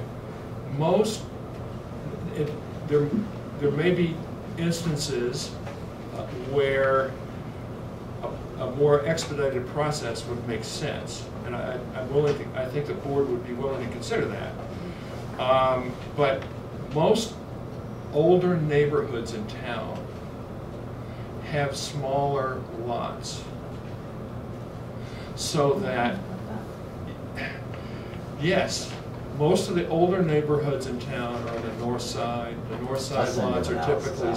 I downloaded, done a correlation on the entire database. I will show you that is not accurate. The scenic roads do not have a smaller average lot size than others, so I'll just send it to you. You can be happy. That's, I would dispute that. If you go down Wellesley Street, 40% of the homes. It's 40% of the homes in town now. Okay. So 40% of the houses are different than 60. The point is that for neighborhoods whose houses are closer together and smaller lots, the RGFA trigger is going to be for smaller houses anyway. For a 40,000 square foot lot, the trigger is 4,000 square feet, not 6. for a 20,000 square foot lot, the trigger is 2,000 square feet, not 6. So for people who talk about McMansions, McMansions depend also on what's applicable under the current review bylaws. That would mean that most of the houses in the historic districts, replacement houses, would trigger RGFA in any case, but on smaller lots, because they would be smaller houses on smaller lots. Okay, but So my then house is you're in support of what he's saying, Yeah. because you said you're arguing that these, Mario Alanya, 75 Oval Street, your comment that you just made is you're in support of Greg Shea's proposal, because you're saying the lots are smaller anyway, they're gonna come in front of you for large home review anyway, so we don't need. But they're not the scenic all road. small. But you just said. They're not all mostly small. You're arguing things that. No, I'm just saying that in The older any neighborhoods, case on a the scenic lots are road, smaller. in So any that's case not- on a scenic road where a house is being proposed to be replaced, the town voted to say it would like to have a say in the replacement of that construction, irrespective of whether it's a small lot or a large one. And that doesn't mean, I mean, I think that there's functionality in the scenic roads bylaw. You may have a disagreement with which streets are designated scenic roads, and I think that's a discussion. I think that's a discussion. You know, should they be declared scenic roads? Should one be declared a scenic road, the entire street or part of it? Or we can have that discussion. We can have a discussion about expediting the review process for under certain circumstances. That's a discussion. What bothers me, and I don't know about my other planning board members, is the wholesale repeal of a bylaw that has utility for, it at least gives the town a chance to express an opinion on a proposed tear down of a historic house. So maybe just define historic house as a house built in the 50s, 60s, 70s, a historic house. A house that's located either within a district or on a scenic road would be considered a historic house. It could be a contributor to a neighborhood that has a certain consistency of character. But that character's changing because, again, just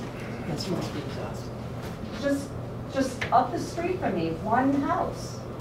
That house does not have water well requirement. It doesn't have the same process with the planning board that my house would, and I personally think that's really unfair. On the well issue, that is a water conservation issue that the town has taken up. That the plan is not just imposed by the planning board. The town is considering water conservation measures for every property in town, not just those subject to scenic roads or RGFA review.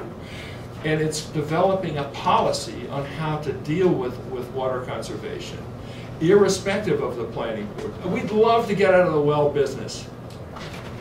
I don't see this as a dialogue between just the two of us. No, So can I,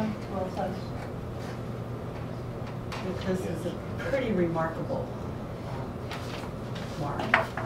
First off, I guess my first question would be, I would like to know the members of the Weston Scenic Roads group, because you all know who we are. It would be nice to know who you are.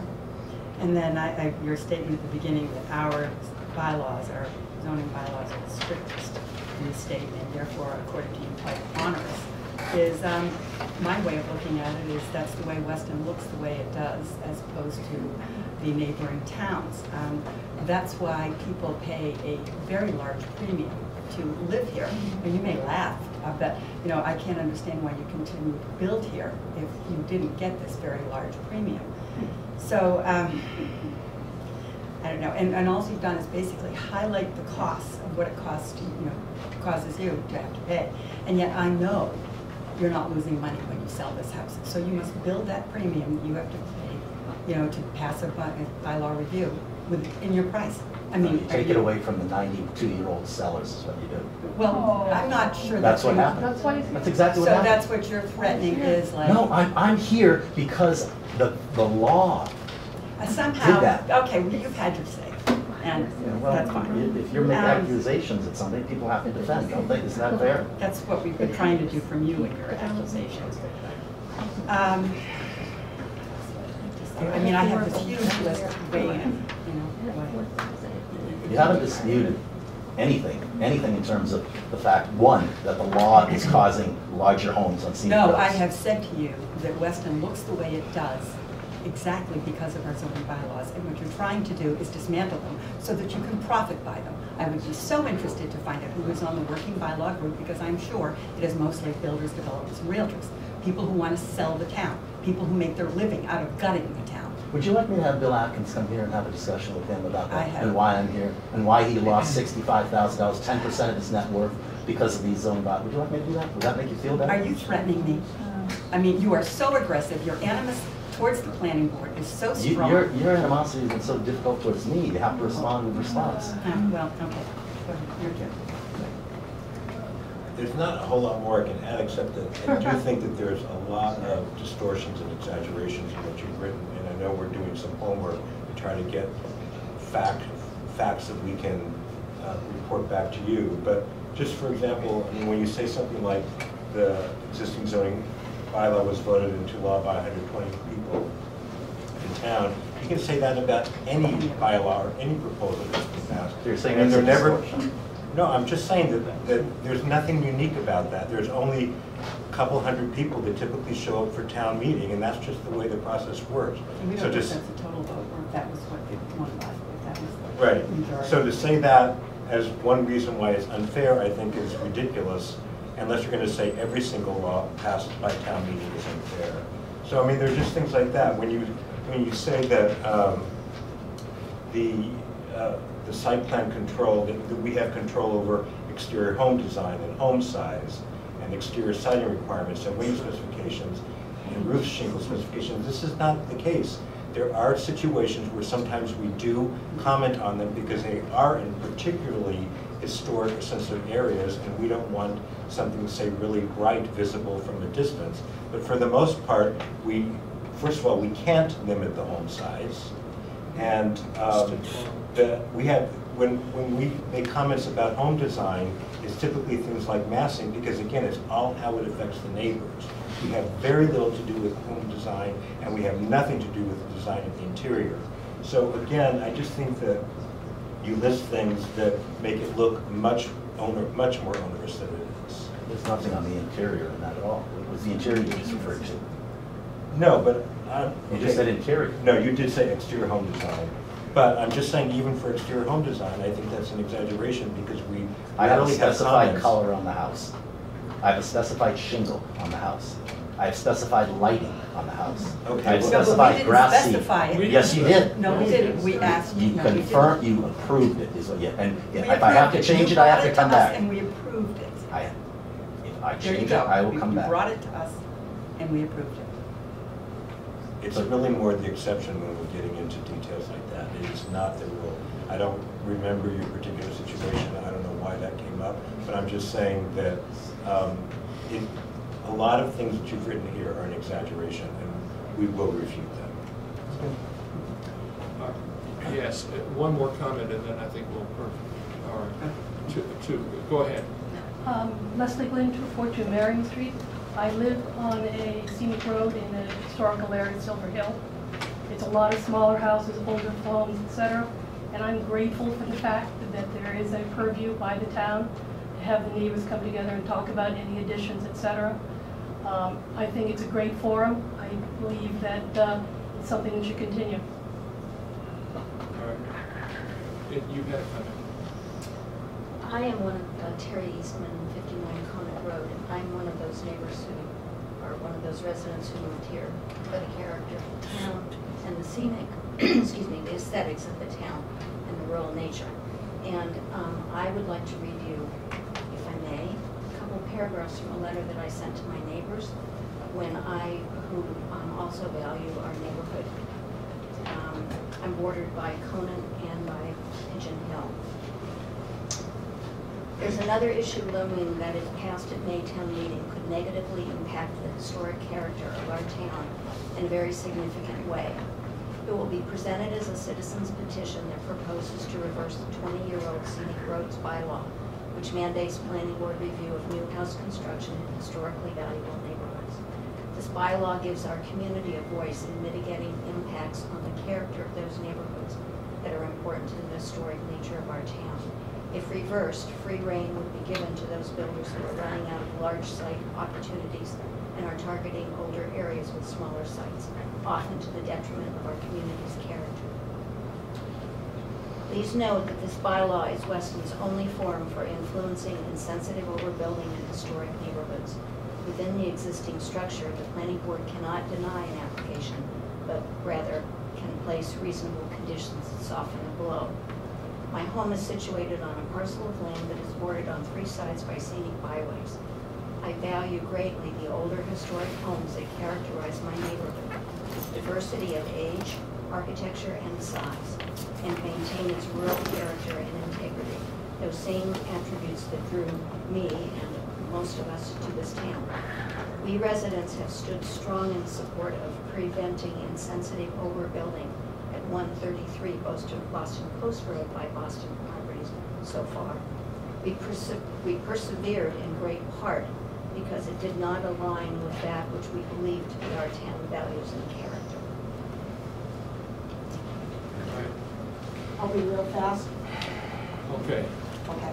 Sandy Cakes, 194 Marion Street. We live in a house that was built in 1926. We lived there for 41 years. The house across the street, a little one, was torn down, and then we're building a big new house. Through this process, we were able to negotiate to move the house just a little to the side, which made a big difference in what we were looking at across the street. It served us well. Thank you. No, I'm sorry. One more. Go ahead. If I may, sir, thank you. Marcy Dornan, 16 Dixon Lane. I just have a question for the petition group, because I think it's misrepresentative to say that this bylaw increases mansionization as it stands.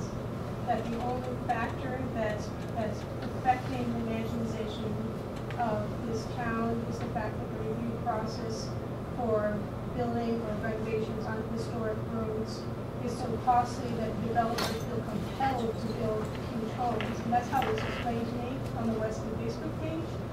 And that's how I heard it explained here in this room tonight. And I think that's disingenuous. I think that's probably a contributing factor, but I think it's disingenuous not to acknowledge the market forces that are encouraging developers to build large homes for resale. I just wanted to contribute that to the discussion. All right. Thank you. Then we'll close the hearing on the proposed bylaw. Thank you.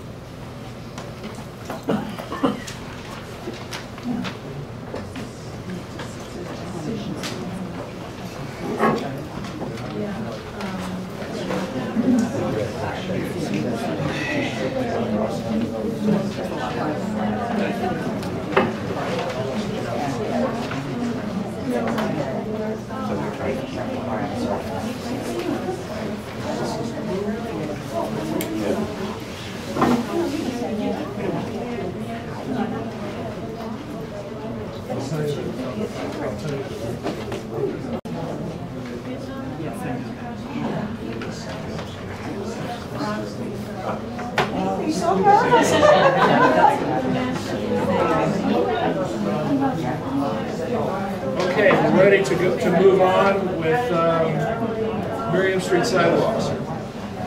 Oh, 49 Lawrence we got first. Oh, 49 Lawrence, I'm sorry. Is somebody here to talk about 49 Lawrence? Shane's way back there making his way up.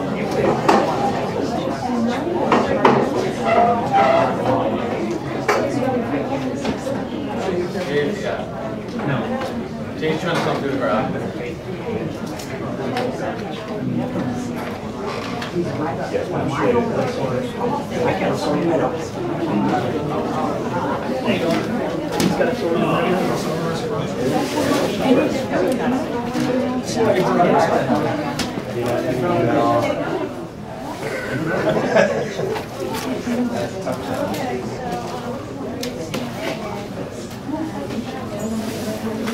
Okay, this is a site plan approval amendment for 49 Lawrence. We want to add a stone wall and a pool equipment shed to the garage. So we removed the pool equipment shed. So we're just going to do the stone, proposing the stone wall.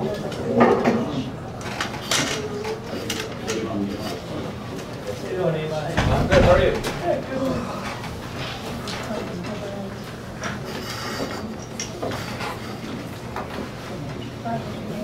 Yes.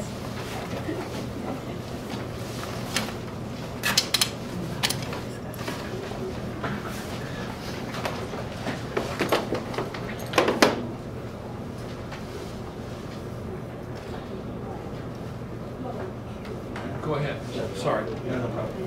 Yes. So what we're proposing today is actually replacing the approved chain link fence that has a fence.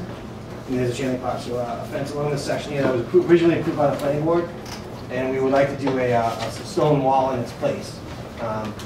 Doing the wall across that area does go into the setback area. The wall itself is a structure, so we will need to go to the zoning board for it. How high? It's 4.5 feet tall. What we'd like to do is, you can see it here in the picture, there's the wall itself. We'd like to match it on that side as you're going up the stairs. There's the wall. You can see in the photo up top. Hi. So there's the stone wall. It's 4.5 feet tall, capstone. And what they want to do is mirror it on the other side. And so we'll go along this section only, and then this would then be the chain link fence. They would like to add an arch to it to come across. This section is compliant to setbacks, so the arch would be allowed by zoning.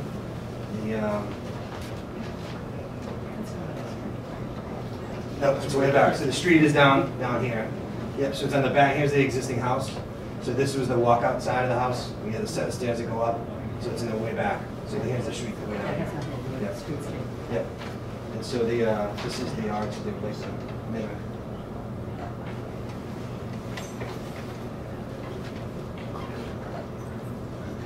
So this is the other side. So that's this side right here. So if you remember from the sidewalk, we came across the side where the pool is, and then there's the piers. So this is the arch they were like a mimic from that side. Okay. That's it? Yep, that's it. Yeah. We were originally going to talk about putting the pool equipment here in a shed, but they're just going to put it there anyway. No shed. Okay. Steve? Sorry. You okay with this? It's just an amendment. Yes. Sue, are you okay Yes, with this? yes, because it's just an office report. All right. So, I think that's fine. We'll say that's okay. Yep. Conditional on zoning board of appeals Correct. approving the structure and setback. Correct. So it's a memo, right? Okay. That's all we need. Memo. Yeah. Great. All right? Thank you. All done. Yeah. Oh, really? Wait a minute. I'm sure it wasn't. Can I get that on tape?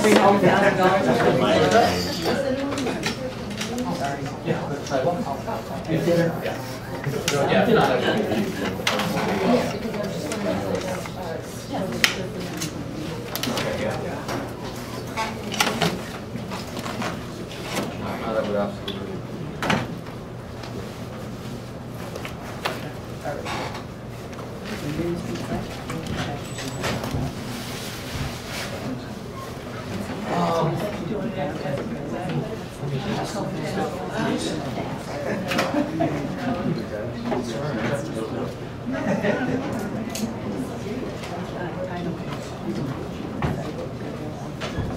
Oh, Jim, there you are. Yeah. We're ready to look at the decision. So is that the special? He was. So, We should probably do the scenic road first.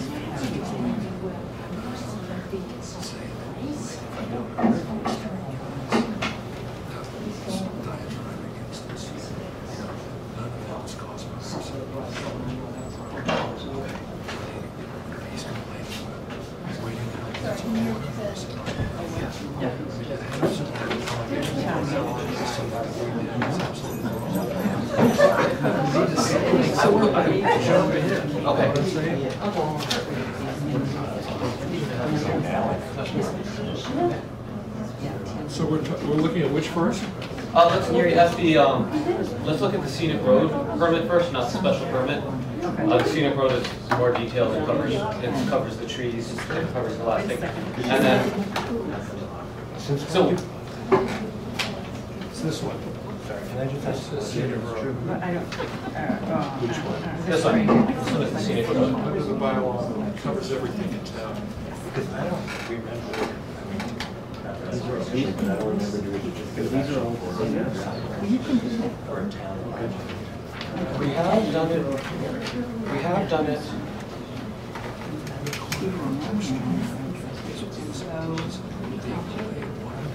We did do it for we did do it for tree removals for Eversource.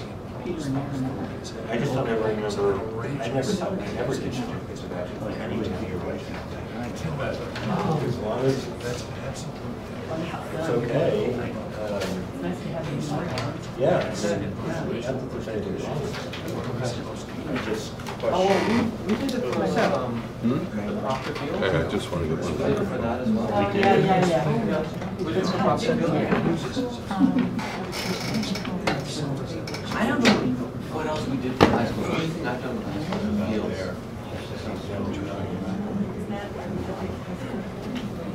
Yeah. Yeah. Yeah, That's not like Winter Street. Winter Street sidewalks, they came before us, but then they altered the plans to not take out any trees or take out any sidewalks, any wall. So then they took it out of our wheelhouse. Yeah, we don't have to approve the sidewalk. It's because it's in the scenic. It's because it's in the scenic right of way with the sidewalk, with the stone wall. Walls around. Yeah, okay.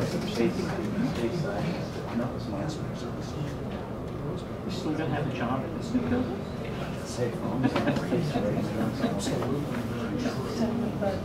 Accusations absolutely outrageously outrageous. They're just putting on notice. We all get a copy of that, or- Expediting the project.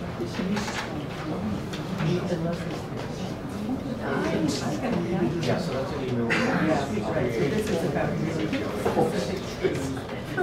Specific trees that he's concerned about. We have, yeah, this is the second page of that. That's not your problem. Then he should stop doing it. It won't be 90, I know, it's a placeholder. He cut down a bunch of trees. Yeah, oh, I can put that up on the screen stuff too. You want to do it? Yeah. You simulate. Yeah, so we can look at those trees specifically and go over concerns there. Maybe it's party till 9:30, right? You got some story. You'd be crazy after you finish the job. He said yes. I haven't heard about it. He's hiding. He's in corporate back.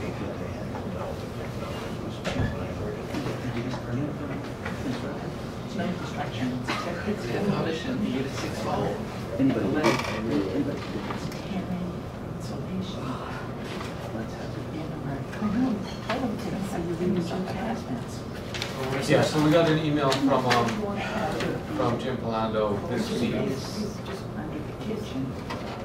Or maybe we got it on Friday, but we've got it after the hearing, bringing up some concerns about some of the trees, some clarifications on the removals.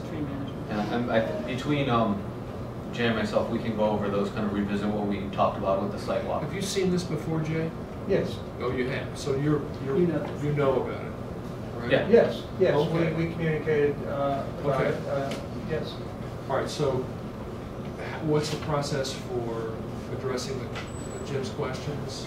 So we can either go through them one by, should we go through them one by one? Let's go through. Or, Yeah, okay, that's what I thought we did. or we can shorten it and go to the 5 and 6 if you want. Okay, so you guys were satisfied with the answers for? Yeah, I mean, for I month think there's a report? level of optimism, and we'll go with the flow and assume Okay. optimism. Okay, so they're. And the only ones I would like to chat about for a minute is number 5 and 6, if I Okay. could. And that's the trees to the east and west of Cherrybrook. And I had a brief conversation with Imai about this as well. Those are, you can see where they are, they're very large trees, they're on, they're private property. Wall is going to be moved, and again, there is optimism on the side of the project that they will be able to be saved. Right now, they went from being demoed to being saved, and in conversation, we thought maybe if we could make them managed, which means they'll be better taken care of when they do cut the wall in a new position.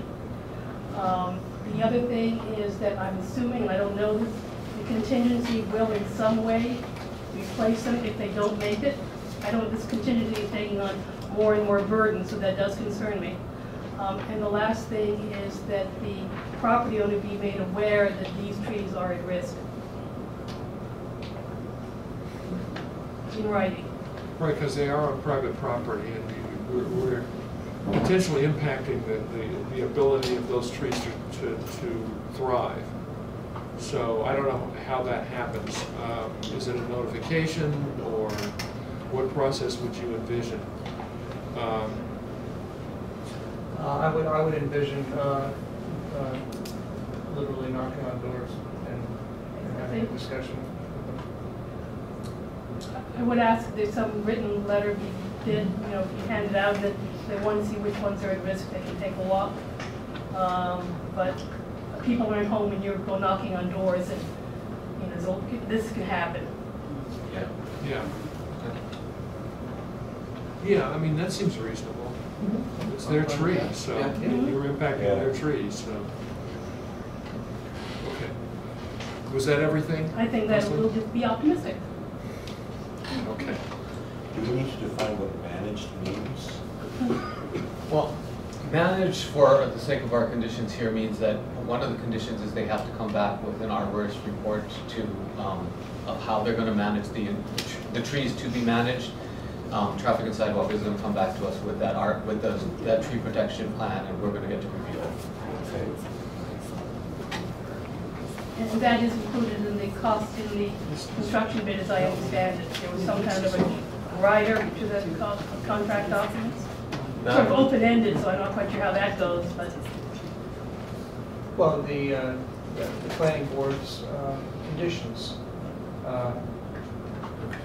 contractor needs to abide by them. And that includes, for the trees that are to be saved, that an arborist be on site during excavation adjacent to those trees. And that the trees to be managed, if you follow up with the arborist inspecting the trees periodically for condition and health, and then there isn't a contingency in the budget for tree replacement. But didn't the contract documents go out before the walk with Tony and laying out the new line and where the path is going to go? That sidewalk occurred after. Right, so somewhere there has to be a reflection of the new path layout in the contract documents so the bidders know what they're bidding on. Otherwise, they have a set of documents that don't match necessarily where the stakes and the walkway are located now that the planning board is agreeing to it. That's correct, yeah. Steve Fogg is communicating with the contractor the changes to the alignment that avoid more trees than were shown in the original. Does he have a document he's reissued? An addendum or? I will need to ask him. I don't know. There should be some written documentation. So it's not just, you know, move the thing over 2 feet, Joe. You know. Yeah, they're not under contract yet, and so that documentation is in the works. with the town So engineer. might this affect the prices?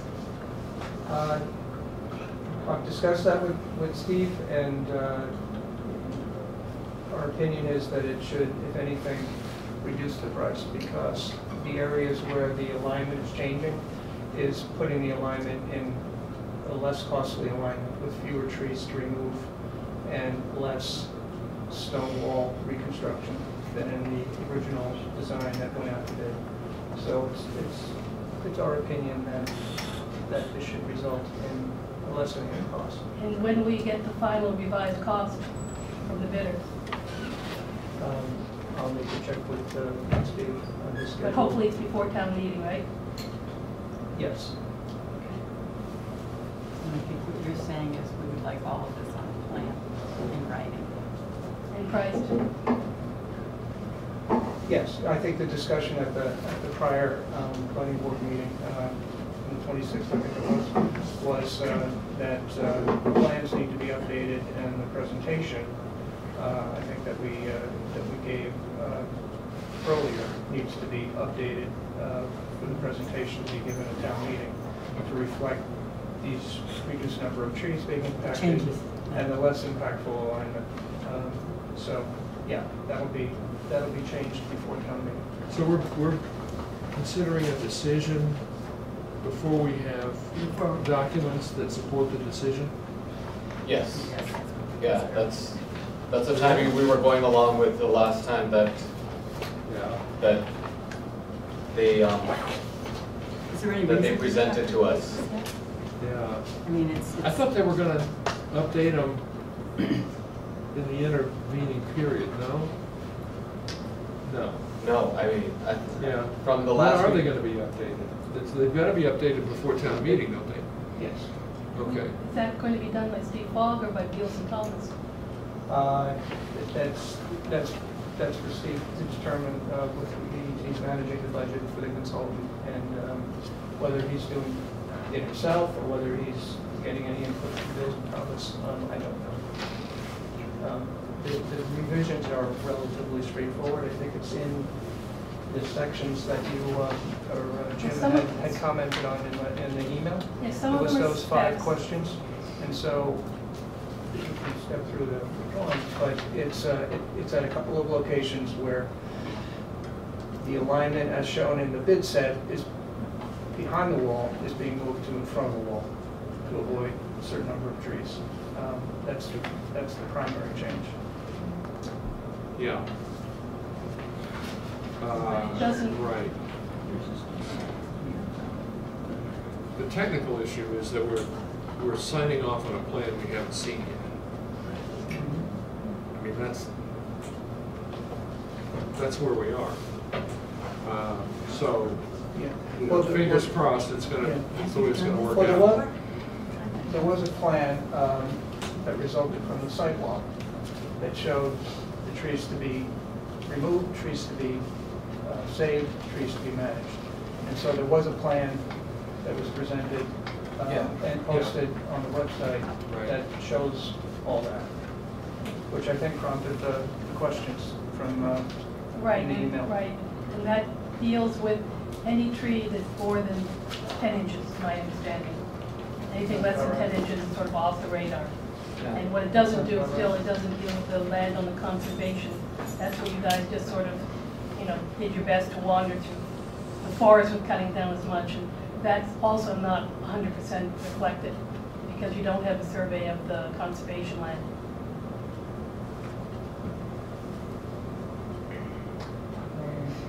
You've got it on the screen? Yeah. It goes back to, can you reflect on the documents what has been done in situ?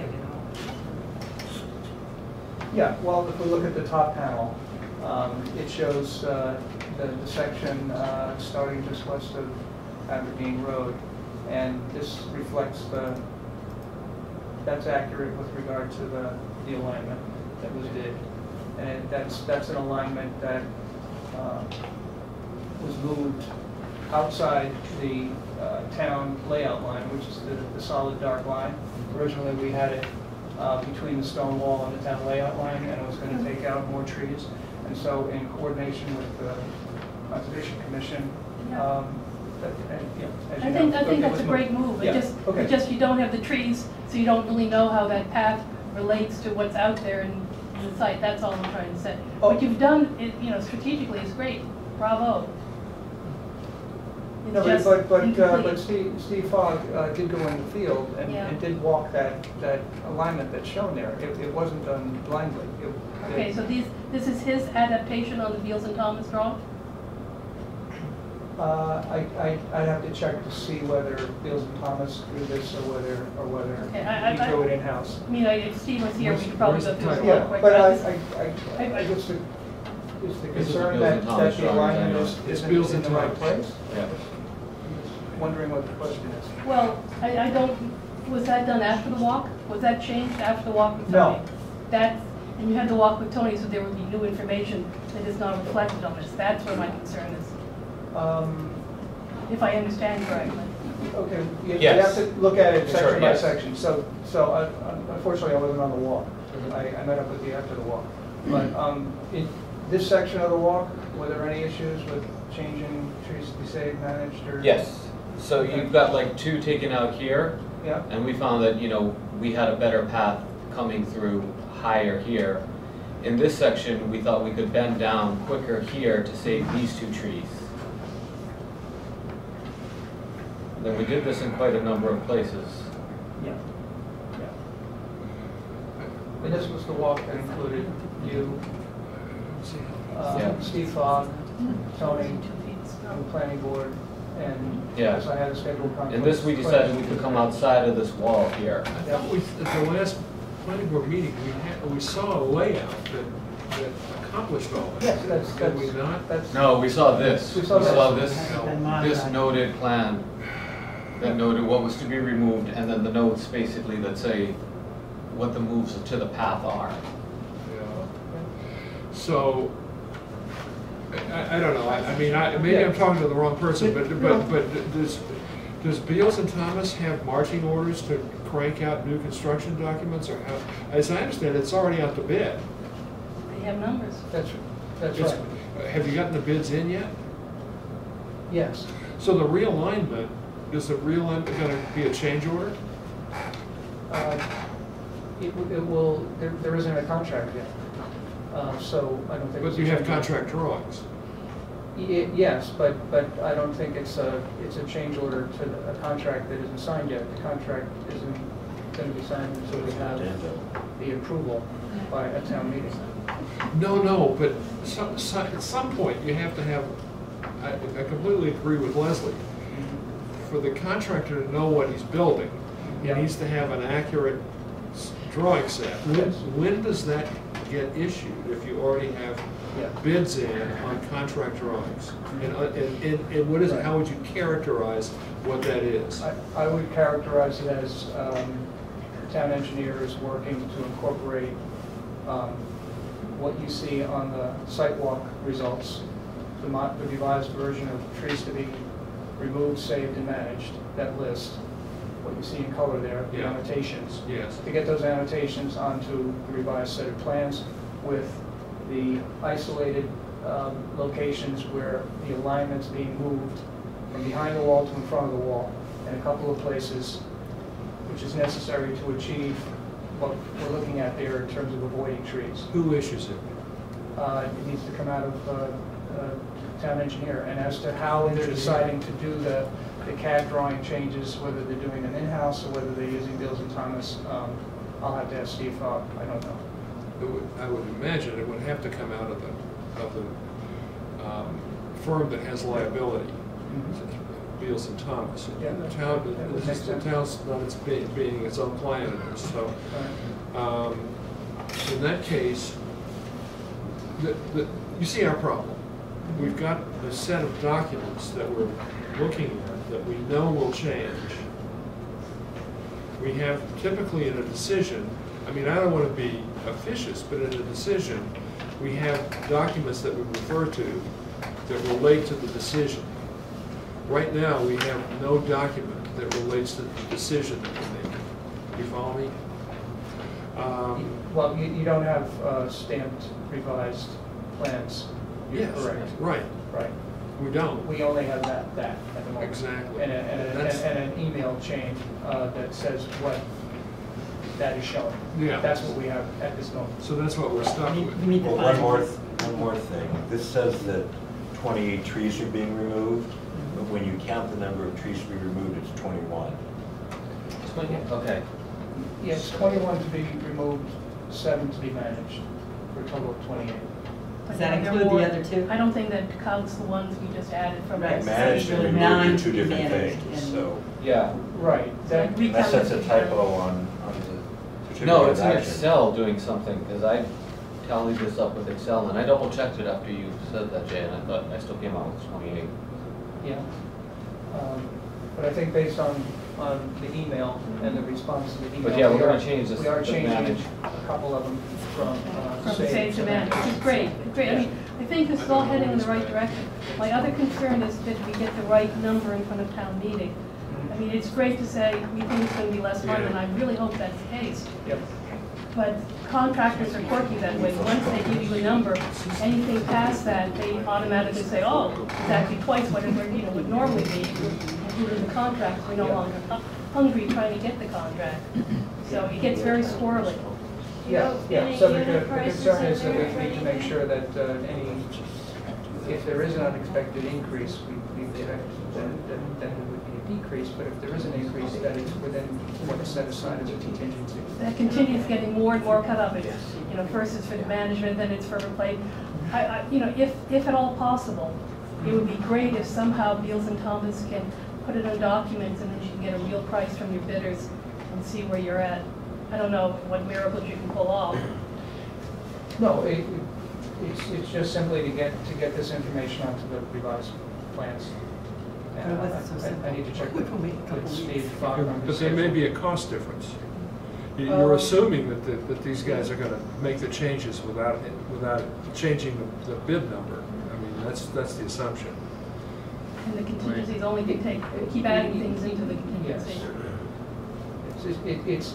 It's not a blind assumption. It's an assumption based on that there's fewer numbers of trees to be removed than there was in the original design. And every tree that doesn't need to be removed is a removal cost. And it could be less.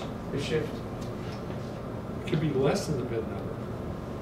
That's what I'm saying. There's fewer trees to be removed. So with fewer trees to be all removed. we're asking is just when does it happen? Well, I'm telling you Okay. that it has to happen before town meeting. It has to happen before the 18th if you want. Well, whenever your next. Actually, we prefer to have it happen before your next meeting. Me So too. it's up to you guys to get it done because Me too. the next meeting is the 18th. Yes. Sandy Catus, 194 Marion Street. I'm still trying to find out what you folks have decided about replacing shrubs with, like, I keep asking, we would, like something in writing. When is somebody going to approach us about the easement? That still hasn't I happened. thought that was all worked out. A couple of meetings ago, we were Well, assured no that one's all of asked that us was to worked sign out. one, no one's talked to us. The shrubs, what's going to happen with that? It just seems like I've asked these questions for a year. And Yeah, I'm no, frustrated. we asked them a couple of meetings ago, and they were it was all squared away. They had to come to an agreement with you. There was Who all. told you that? Who was the presenter then? I think it may have been Clint Shuckle. I'm not sure. I've never talked to him. I'm not sure, You know, and Jay, you've got to speak to this. I thought they moved the road to Aviva, basically realign the road so they're leaving your shrubs, That's not totality, the- but I don't know no, that. that's I not- asked no. you to.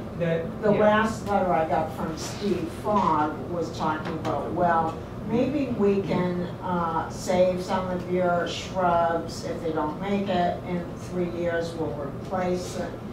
Yeah, so he did. Yeah, that's what he I- did send something to you in writing. Yeah. Yeah. He did, Yeah. but nothing about the easement, and he said that what's gonna happen, is he agreed with me, the branches are gonna be cut you're gonna be looking at the front of a dead tree. Yeah, not to belabor the point, but what was done since the earlier version of the design, and we presented this at Conservation Commission prior planning board meeting and CPC, is that the alignment of Miriam Street in that area is being shifted. Right, it's being shifted over to minimize the impact on your front yard, and that shift was going to eliminate the need for a permanent easement, and that it would only be a temporary construction phase easement that would be needed. And also the proposed walkway in that area would be reduced in width to, I think, 4 foot. For all that, so all of that did occur. And then I think that the goal there was to be able to save the row of shrubs that's in front of your house. That's really our goal. We wouldn't agree to it if the branches are cut off to like the trunk. Okay, so we'll just need and that's not really what his letter said. This is coming up at town meeting. If you want us to sign an easement, I've been begging for these questions to be answered. Okay. So let me just be clear. You did receive something in writing from Steve? Yeah. Okay. Have you responded to Steve? No. As he knows, my husband and myself were in Florida. Okay. So maybe a good next step would be to respond in writing to Steve. I'm not going to. I'm not the homeowner. My husband's on vacation. Okay. I think that really is the best way forward. When he comes back, he'll be back in about 2 to 3 weeks. Oops. Okay. Yeah, I just think that Steve and Lee and others have discussed this. It's important. It needed to be discussed, and we made a number of different modifications to the design to minimize the impacts. I think Steve was going to carry forth, and he sent you a letter or an email, was it? He sent an email. Yeah, okay. Yeah. So it sounds like what he put in the email is consistent with all the discussions and the goals we were trying to minimize the impact. So if you still have concerns, it sounds like you do, I really think maybe the appropriate thing is to respond in writing to Steve. Or pick up the phone and call him and have a conversation. I'm not going to. My husband's on vacation. Mm-hmm. You know, this has been going on since 2014. In some ways, we've been begging to get answers to this, so now we're at the last minute, and you're kind of making me feel like it's my responsibility. No, I'm not trying to... I feel it's the town's responsibility. Yes, it is, but I just want to be clear that so he'll be available by the 3rd week in April. All right, good. Yeah, I just want to... And when he gets back, I'll ask him to call Steve. Yeah. Okay. Good. All right, thank you. All right, so we have a plan for that issue, that particular issue. But my question is this ready for prime time without the revised documents? So that's why we put in all of those conditions that we did and looked at last time. Those were all patches to not have those documents. That we will get a revised set of documents. That there are notes of where the path is supposed to realign in the tree assessment. That they are going to stake the proposed line and have it inspected before we go out there. And I will inspect it before they start construction and clearing. Okay, so why don't we read through this? So yeah, so that was all designed to... Have you had a chance to take a look at our decisions, draft decisions? There are 2 of them related to this. No, I'm not sure which one you got now. There are actually 2. One is a special permit for the Wetland Protection district. Should be, that hopefully nothing has changed since that was discussed with Concom and the neighbors, etc. Yeah, but we're the permit granting authority. So there's that one, and then there's the Scenic Roads as permit. Okay. Did you see that? I'm afraid I haven't looked at those. I don't know if you have a quick copy I can scan. Do you have something I can quickly take a look at, or? Do you have an extra copy, do you mind? I'll look over your shoulder. Want to take a look at mine for a second? Thanks so much. Sorry about this.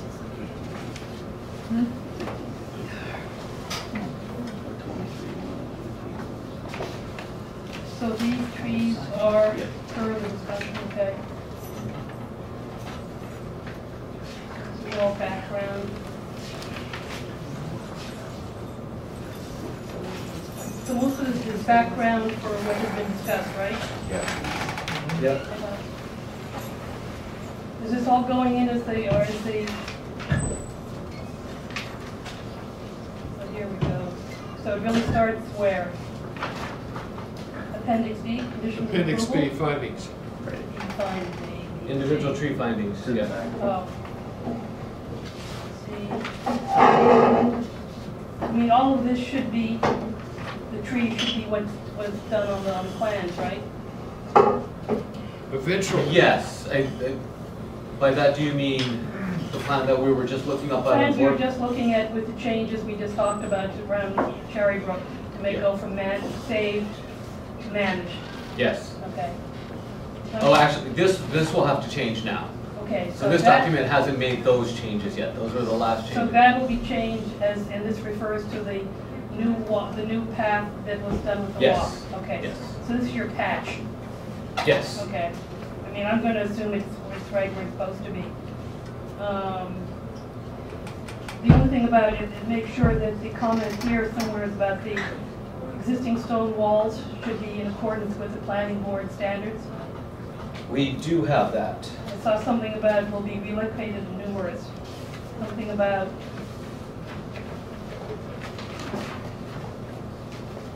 We just have under scenic and aesthetic characteristic stone walls will need to be rebuilt to match character. Yes. Because And we sometimes- have a, we do have a condition on that. because there was talk about before about having some mock-ups. Some of them are going from dry laid to mortar. We Keeping do have a stone condition for the mock-up, somewhere in yeah. here, as long as it's in there. Why don't you just take a few minutes, we're Yeah. reading this for the first time ourselves. Okay, So sorry. if you, I'll scan it too. it's hard to read and listen at the same time. If I could have it scanned, that's one.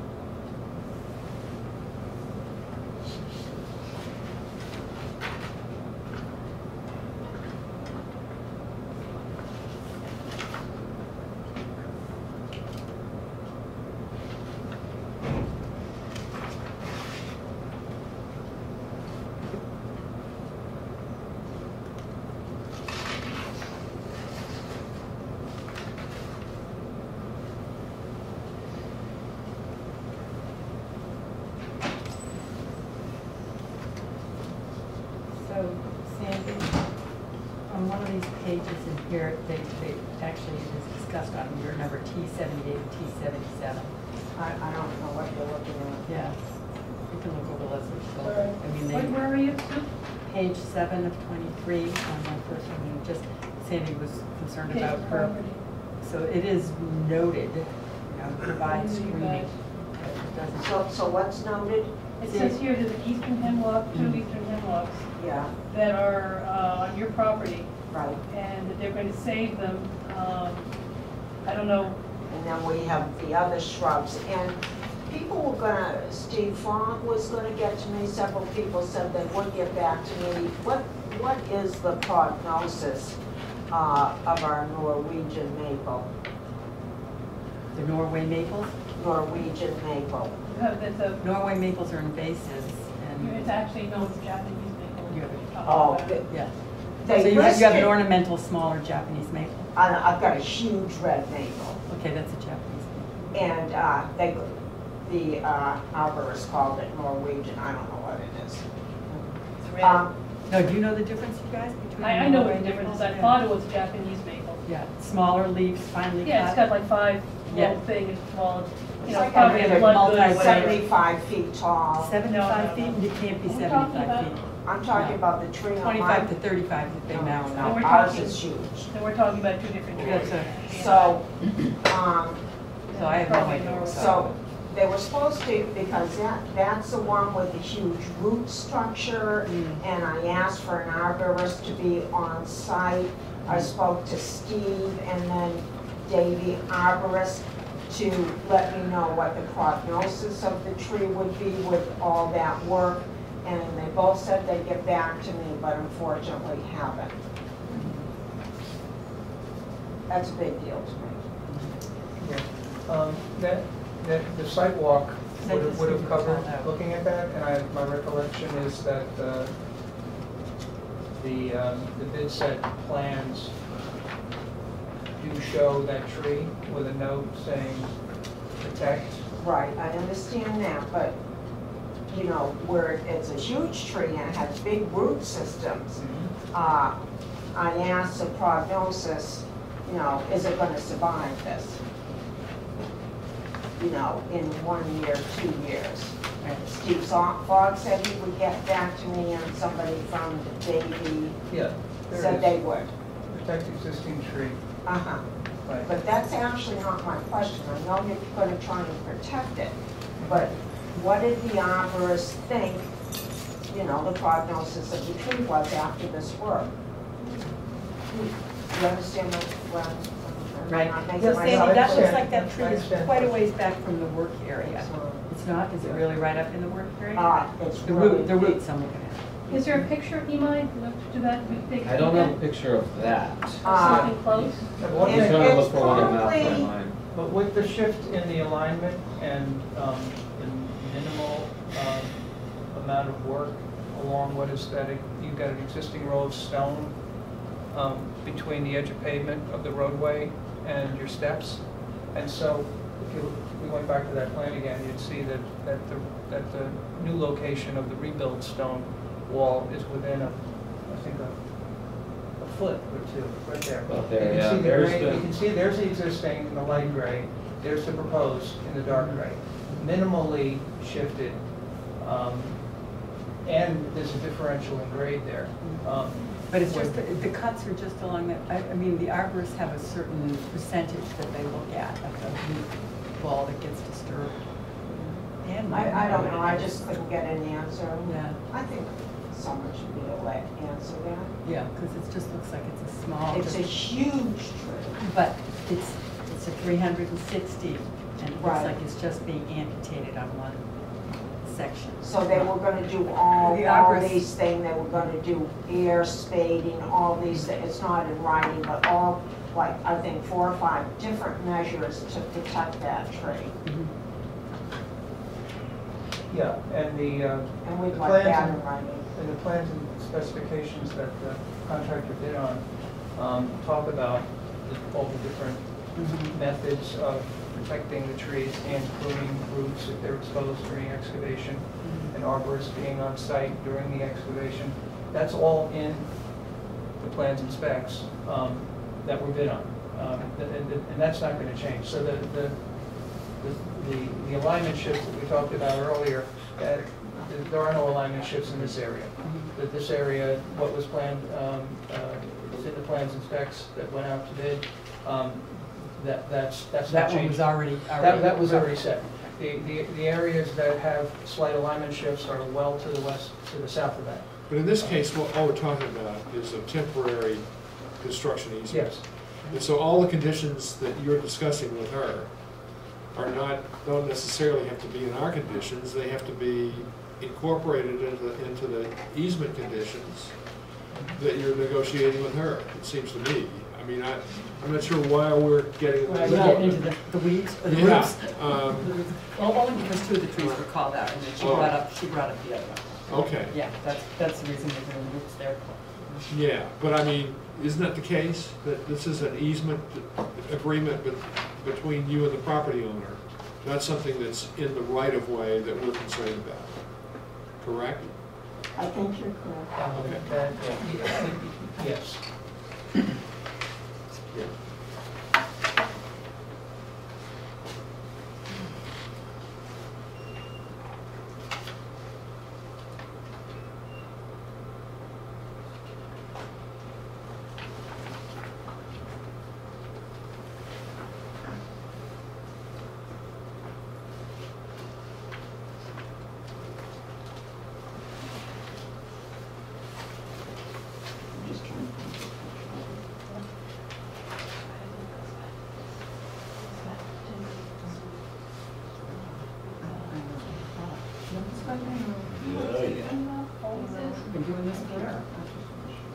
Can I just show you a picture so you get an idea of what I keep yapping about? Well, it's my house. Okay, so this is the tree I'm talking about. That's a big tree.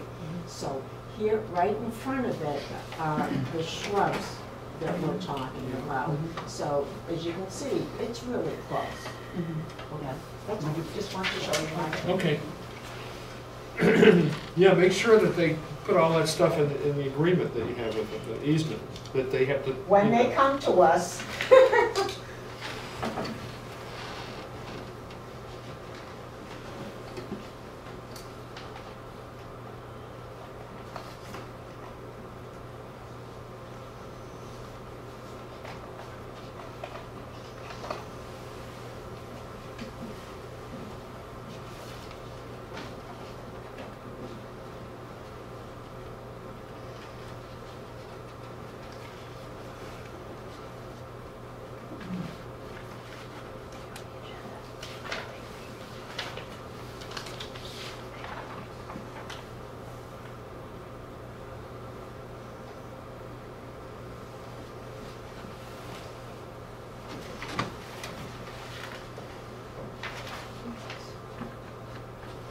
I have the letter from Steve Fong, if you want to hear it, or no. Oh, it That's doesn't okay. have to do with your easement? Because, again, that's strictly between you and the And who? DPW and, I don't know who else. So Steve could authorize shrubs being replaced and all? Yeah, He's yeah, about I to mean, go. that's. I just want to, okay, Yeah. that's fine.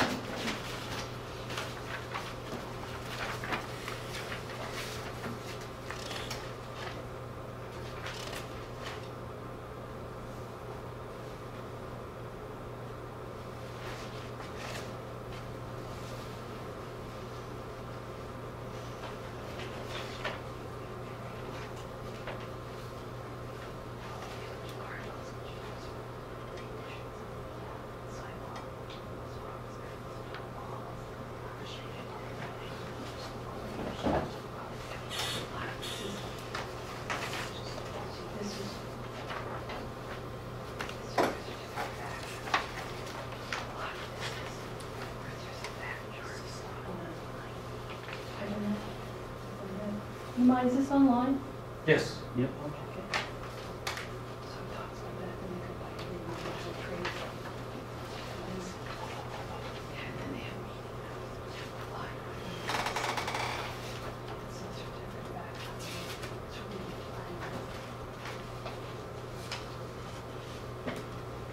done, Steve? Yeah. Okay. Sue, you all done? Tell me again where all the proposed conditions are Appendix going D. to be Appendix D. So this is, That's it.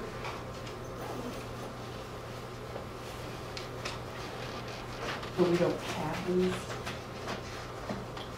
Don't, I mean, do we have the final plans? no. No. And we can, okay. No, The this is the conditions first. aren't referring to the final plan. Every time I think I've seen it all.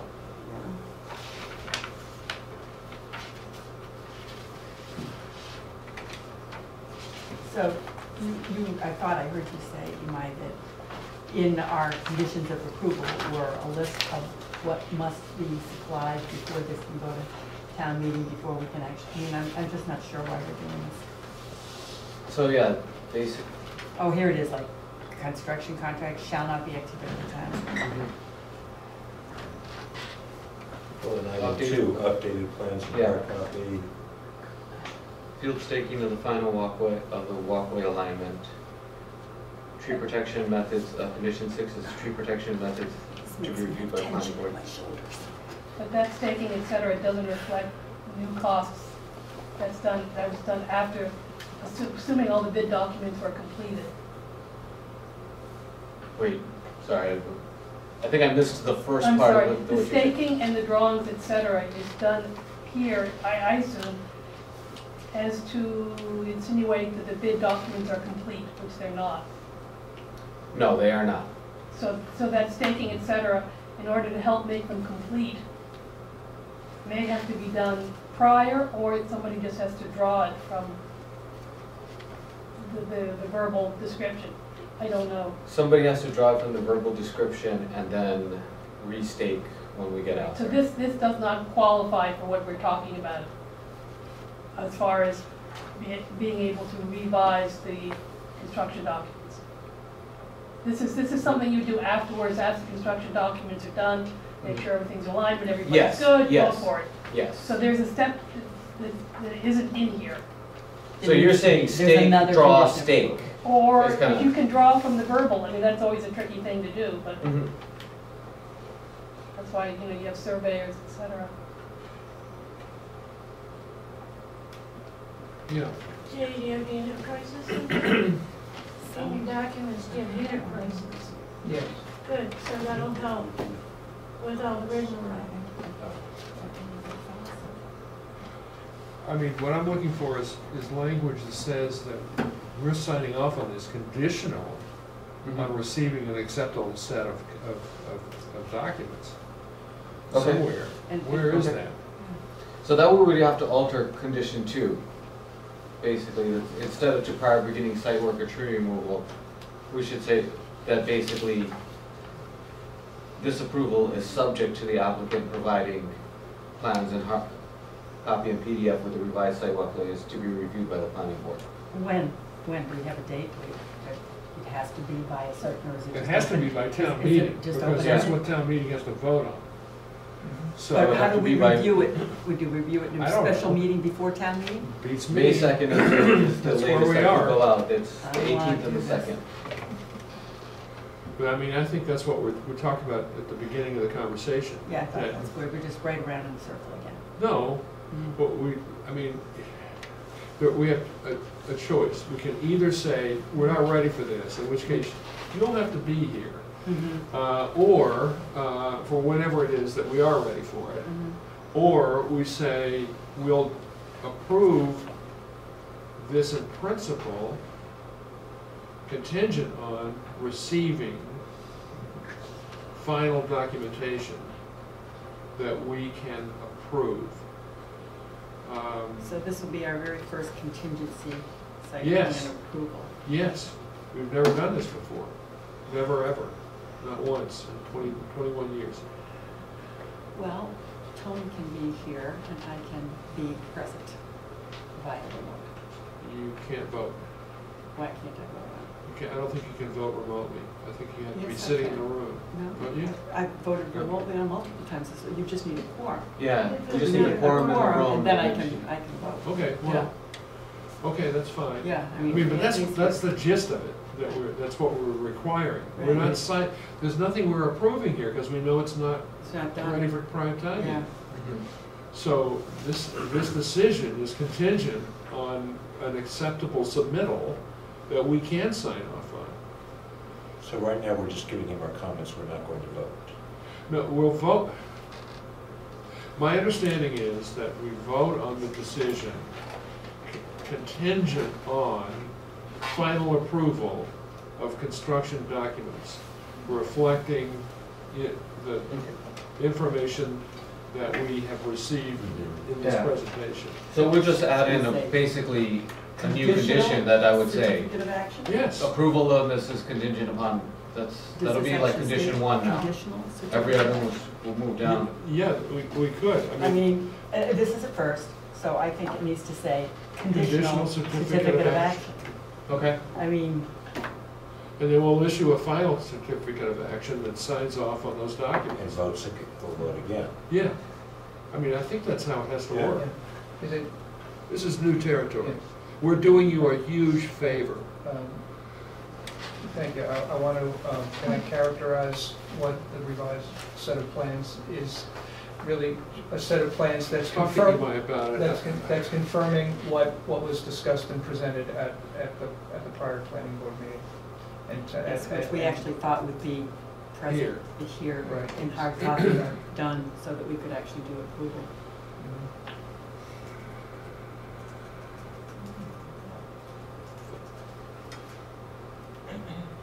Application.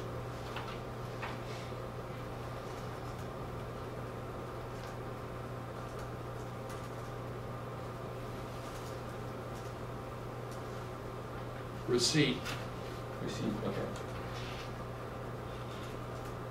Of final construction documents. Satisfactory. Okay. To the planning board and its sole discretion.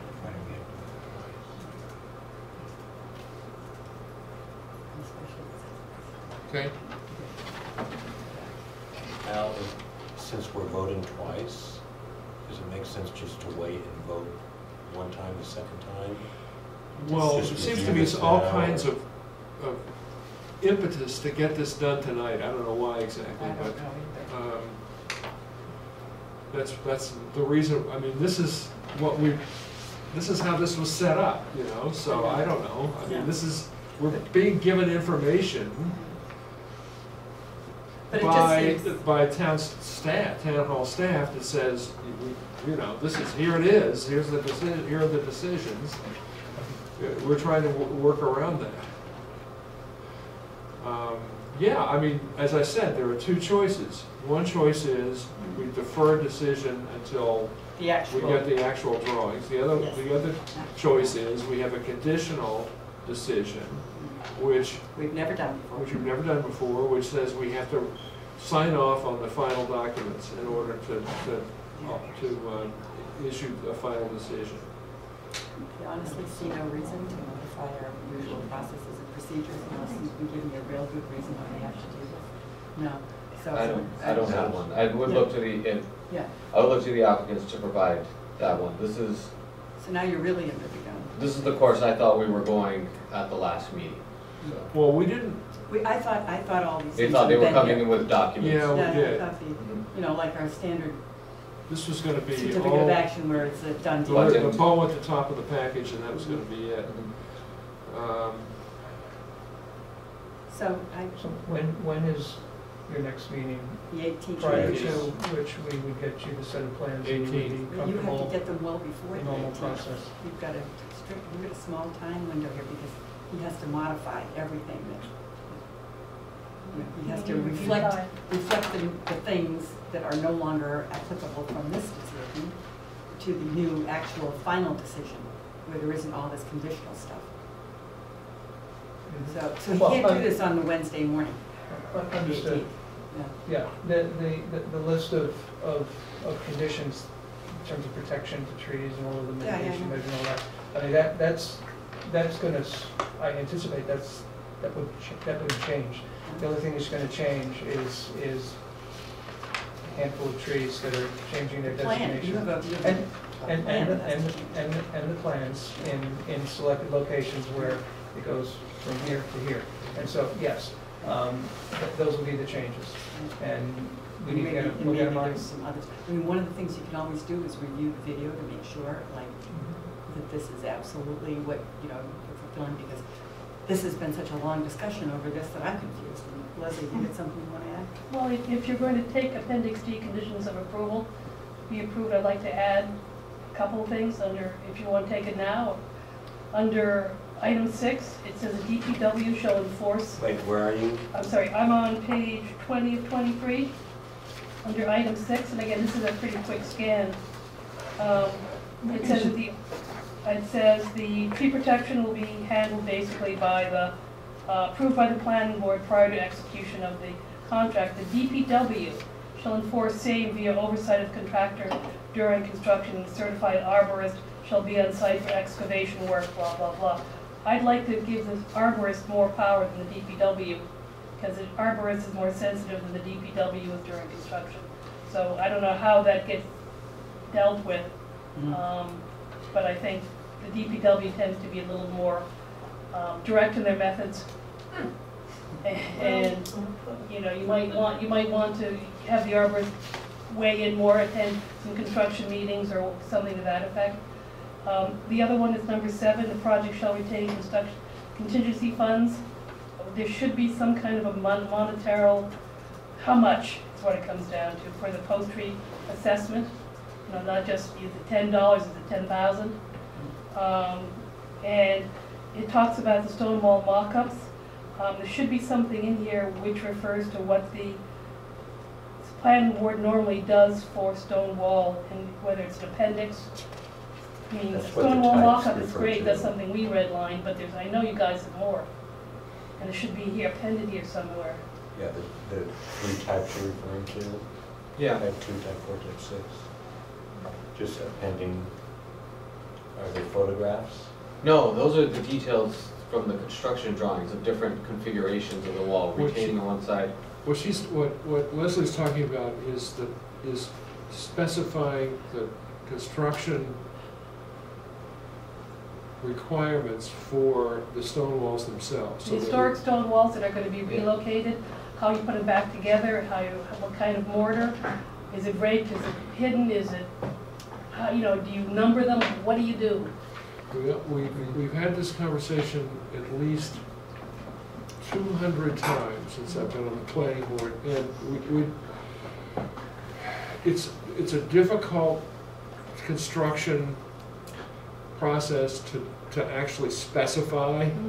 Even when you specify how the rocks are supposed to go back in the wall, they don't go back that way. I mean, I'm thinking about the hen's tooth wall in the case land, where they actually reinstall the hen's teeth upside down. Right, but whatever you have used before, I just want to make sure we've got the best we have to make sure it's in there. Yeah.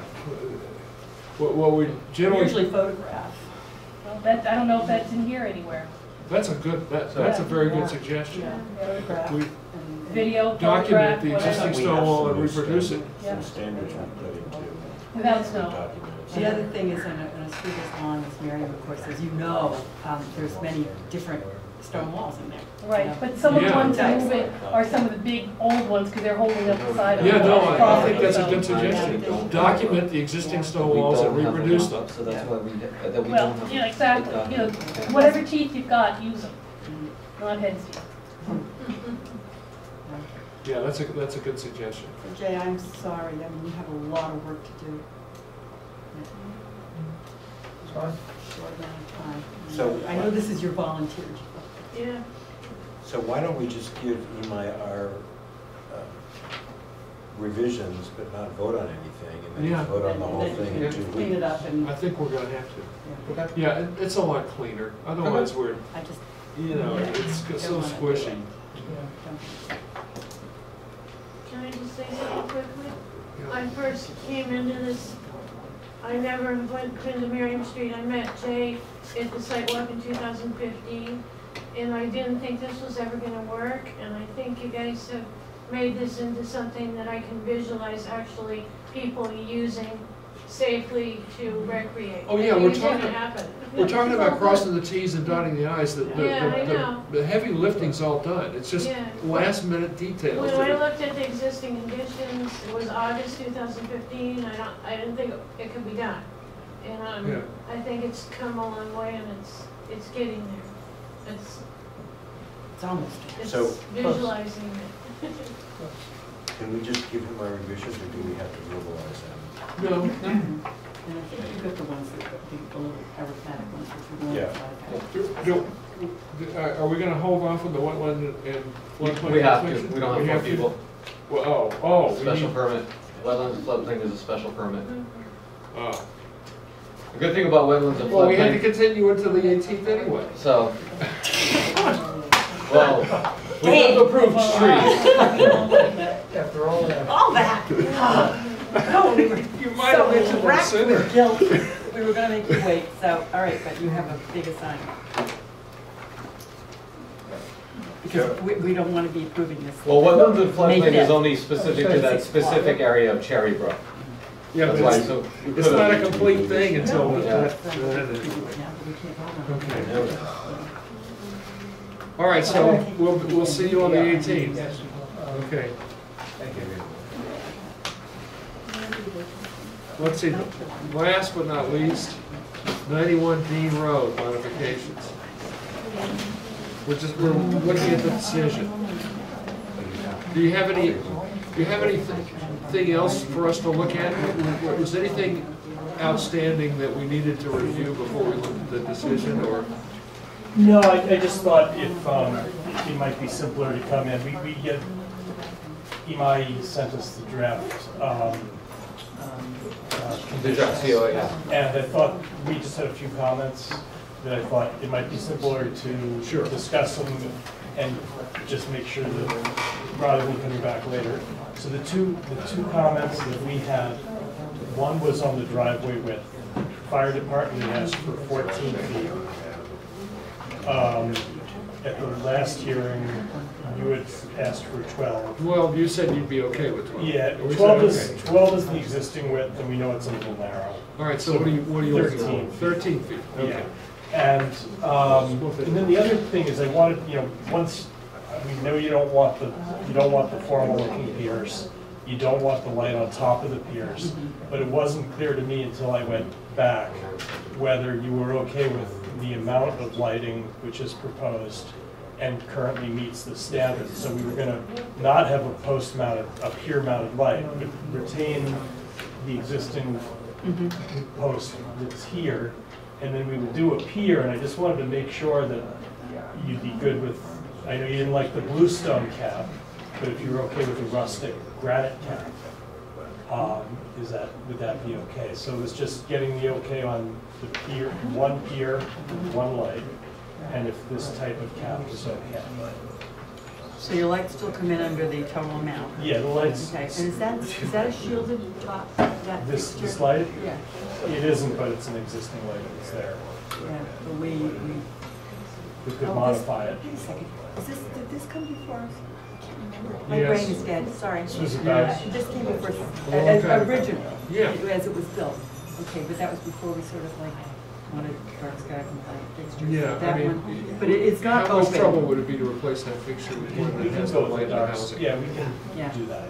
Okay. Yeah. So But what that, about but the that means pier? it's stuck with it. Yeah, I have my house, as long as it's not lit and 6 foot tall. Okay. Yeah. Kind of weird to have one, but I'm. So it was just in the second condition, allowing it to say one light and one pier versus one light or one pier. Okay. Those were the only two requests that I All right, want to and review. somehow, that's gotta be one, the existing light, Yeah. and that pier, somehow, you just need to know what that's gonna look like. Right now, we just have a photograph of it. That pier. Of the specification over the pier? That, he This said, post light will. that post That light light's gonna stays. remain, so, Yeah. yeah. With a dark sky fixture up in the housing. And the pier, all we have now, right now, is a picture of the pier. Yeah. So if we're signing off on a pier, that's the pier we're signing off on, you understand? Okay. can provide additional copies of that. Yes. All right, so that's gonna, And if it takes. I'll leave it up to you to figure out how you document that. Okay. So that's what we're saying okay to. So it's part of the submittal. I don't know how you characterize it, a photograph of a pier. We'll stamp that drawing in, submit it tonight, and put it in part of the record. Okay.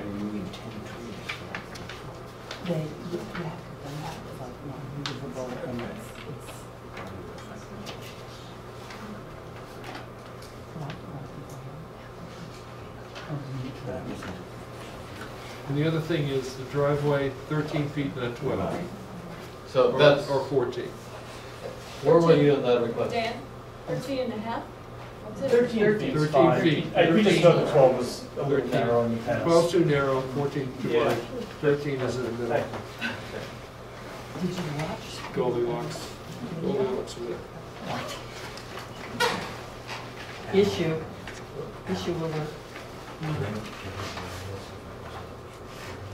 Oh, hell. And you did not watch the video. Tony was here.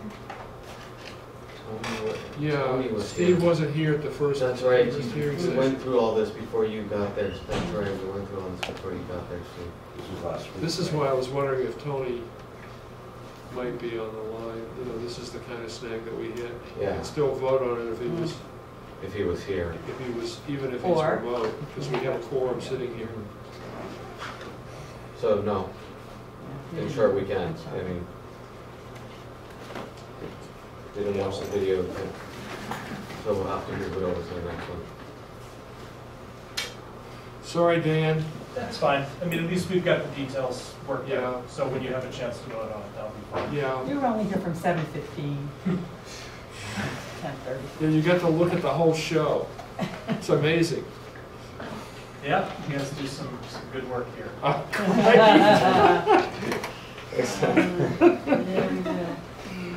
Thank you. What a diplomat.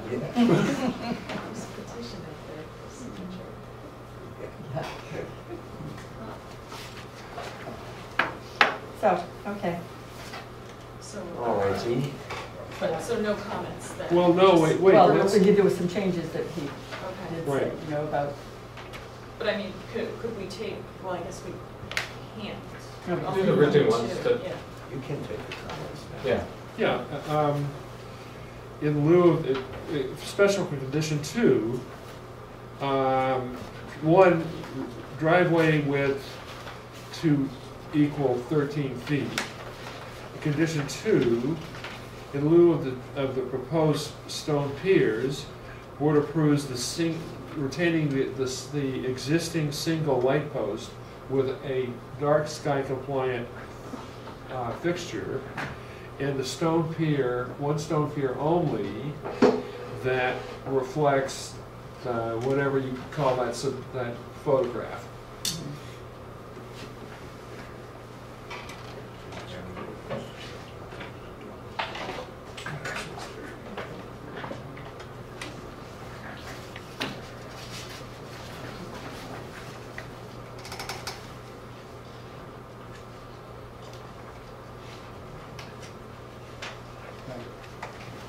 Anything else that we have?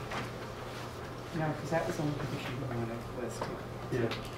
the original light post and these things. Yeah, did you have a chance to read through the whole thing, Steve, or are you gonna put that off until next time? This one? Yeah. I thought I'm not commenting on it because I wasn't here. Oh, but you can still proofread. Yeah, we love your proofreading. You're Okay. so much more detailed than the rest of us. So are you looking at it now? Yeah, why not? Might as well. It'll save time next time. Silly boy.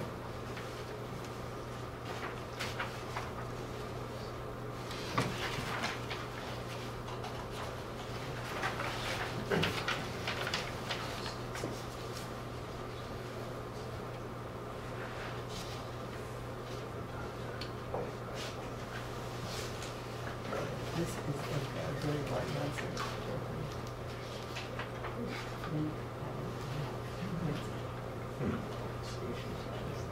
Well, it's according to me. And those are removed. We can't see there's anything in small position in the road.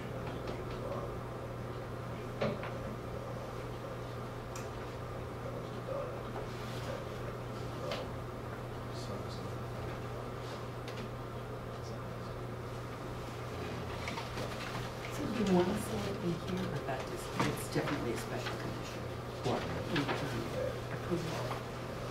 Keep the remaining light post and add one here with no light. That's the one that was passed. This is not even really changed. Yeah. So the only thing that really was changed here is the rule of the air stone here. That Yeah. even one original light post with light and the stone here without light.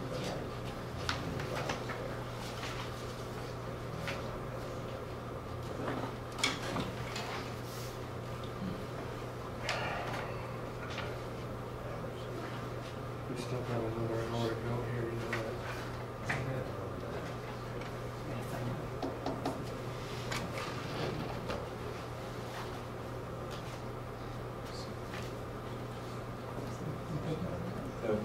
I'm good. All set? Yeah. Okay. Good. So we'll vote on this on the 18th. Very good. Thank you. For your time.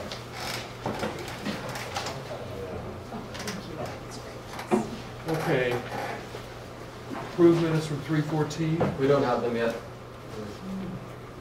Too bad. So, yeah. Let's see. Town planner report. Is there anything to report? So one thing I did want to cover, oh, here, Kathy. Yeah, Highland, 346 Highland.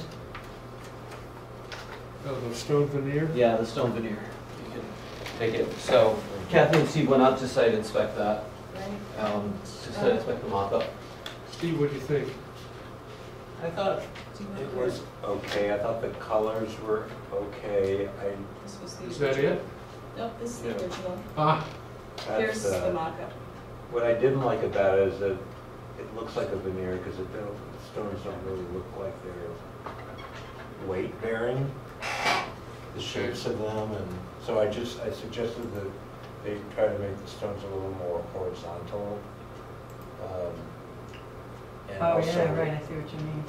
if they could rake it possibly a little more deeply, but they don't really have much to play with because there's a thing to begin with. Yeah. So are they gonna make another one? no, I think they were just, we didn't ask them to make. We didn't ask them to make another one, no. Oh. Just gave them those comments. Can I see how it looked originally? Yeah.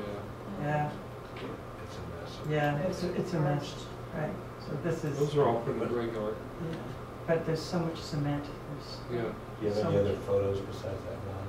Where it goes, of the proposed? No, just from the Okay. two sides, and then it's gonna go along this. Yeah. So my way of thinking it looks like an improvement. Yeah, I think that'll be fine. I mean, it's not, Thank you. this looks like one with the horses left of our, What'd you say? looks like one with the horses left of our. Yeah. But still, it's a big improvement over seeing an occasional stone surrounded by 15 inches Oh, yeah. of concrete. Okay, so you signed off? Fair enough. With those comments, and they're definitely trying to do that. Okay. They said they're gonna brush it a little more so it looks a little more raked. Yeah. Okay. They don't have a lot of thickness to work with. Yeah. No, they're thinner than I would have thought, actually. Well, Ricky then, But I've seen. do we move on this, or is this just, what is this, just, this is nothing? I mean, if you guys Memorandum of consent to it, intent? basically this is conformance with the condition of approval. Yeah. All right. So we don't need No. So what we do is we send them a memorandum. Yeah. That says, approve with the following conditions. Yeah. more horizontal Yeah. orientation. So, yeah. Deeper raking in the joints. Mhm. Okay.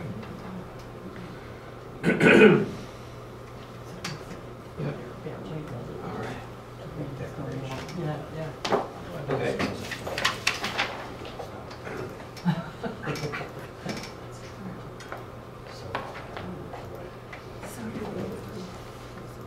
And then the only other thing to... No, we're moving to go into executive session. Yeah. So that's that. They, the Weston Art and Innovation Center transformer, they couldn't put it on the lower side of the AC units, but they can put it on the upper side. The thing to consider is, talking with Gary, is they may have to put another pad there for a switch. He's trying to get together a site meeting. Yeah. Gary wants to schedule a site meeting, Yes. What is it, Tuesday morning at 11, I think it is? I don't, he didn't give me a time. He just said he's trying to schedule We one. have a time, I think Okay. it's Tuesday at 11. Okay, yeah. That's the time when Eversource can be there. Yeah. Because apparently dealing with them is like dealing with mercury on, nailing mercury to a wall. They change every couple of days, but what they're talking about is going back to the School Street pole. Is that what they're... And then putting some kind of apparatus at the bottom of the pole. Or they're running across from there. So it's changed back to School Street. It's changed back to, okay. That's even different from what I heard today. Exactly. So. It's like everything moves. As long as it's not a pole that would come down if we underground everything for the town center. It's around the corner. Okay. And with that, then, that is the last thing to look at on the town planner report. Okay. Yeah. 17th site visit at 45 Willard. That's the only thing between now and our next meeting. You just said this another site visit though. It's late in May. Yeah, that's a late in May. Yeah. So. No, we're executive moving to session. go into executive session. Yes. Could I be heard on briefly on one item? Yes, I do. Is it on the agenda? It was on the, on EMI's agenda, but I guess it got taken off. No, it's not on the agenda. Well, it's just one request on 1040. I know Well, it's not on the agenda, Jonathan. We can't. It's not a formal matter. But, It's just they know they can't get a certificate of occupancy until they're satisfied you folks. John Field said they could move their furniture in. It was okay with him, that the fire department would look if it was okay with you. So they're just, I didn't hear it. I mean, it's not on the agenda. well, does it have to be on the agenda? Yes. This is an informal thing. No, it isn't, because you're looking for a sort of a concurrence from us, for Yeah. a direction from John Field. I'm looking for no objection. No, it's not on the agenda. This is not something the board is going to take up at this time and can put on. This was never, consent for the board was never on the agenda for this, so I mean, they can't look at I'm it. sorry that you were here all evening, but honestly, we have to be strict about this. We were told I we can't understand, talk but- about anything that's not on the Well, I agenda. talked to EMI, and an aspect of 104 was going to come up tonight. That's why Kathy was here, and now it's off. But I thought I'd try for that informally, just to see if there's any objection to them moving furniture in. They're going to stay in a guest quarters because they have no place to go now, but they would like to put their furniture in the house. This was never on the agenda. This was going to be something to discuss in the town planner's report, and not about consent for how, not about consent for. What does it have to do with our decision anyway? It really It's doesn't. furniture in the house. I asked John, I said, do you have any, I know you're not gonna get a certificate of occupancy until planning board is satisfied.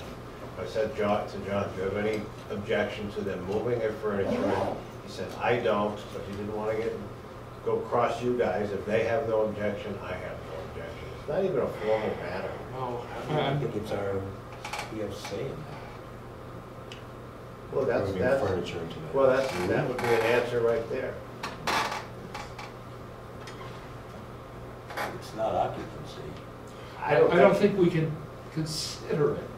I mean, why don't you talk to Imai about it, and Imai and I will communicate, and I'll let you know through that channel. How's that? All right, okay.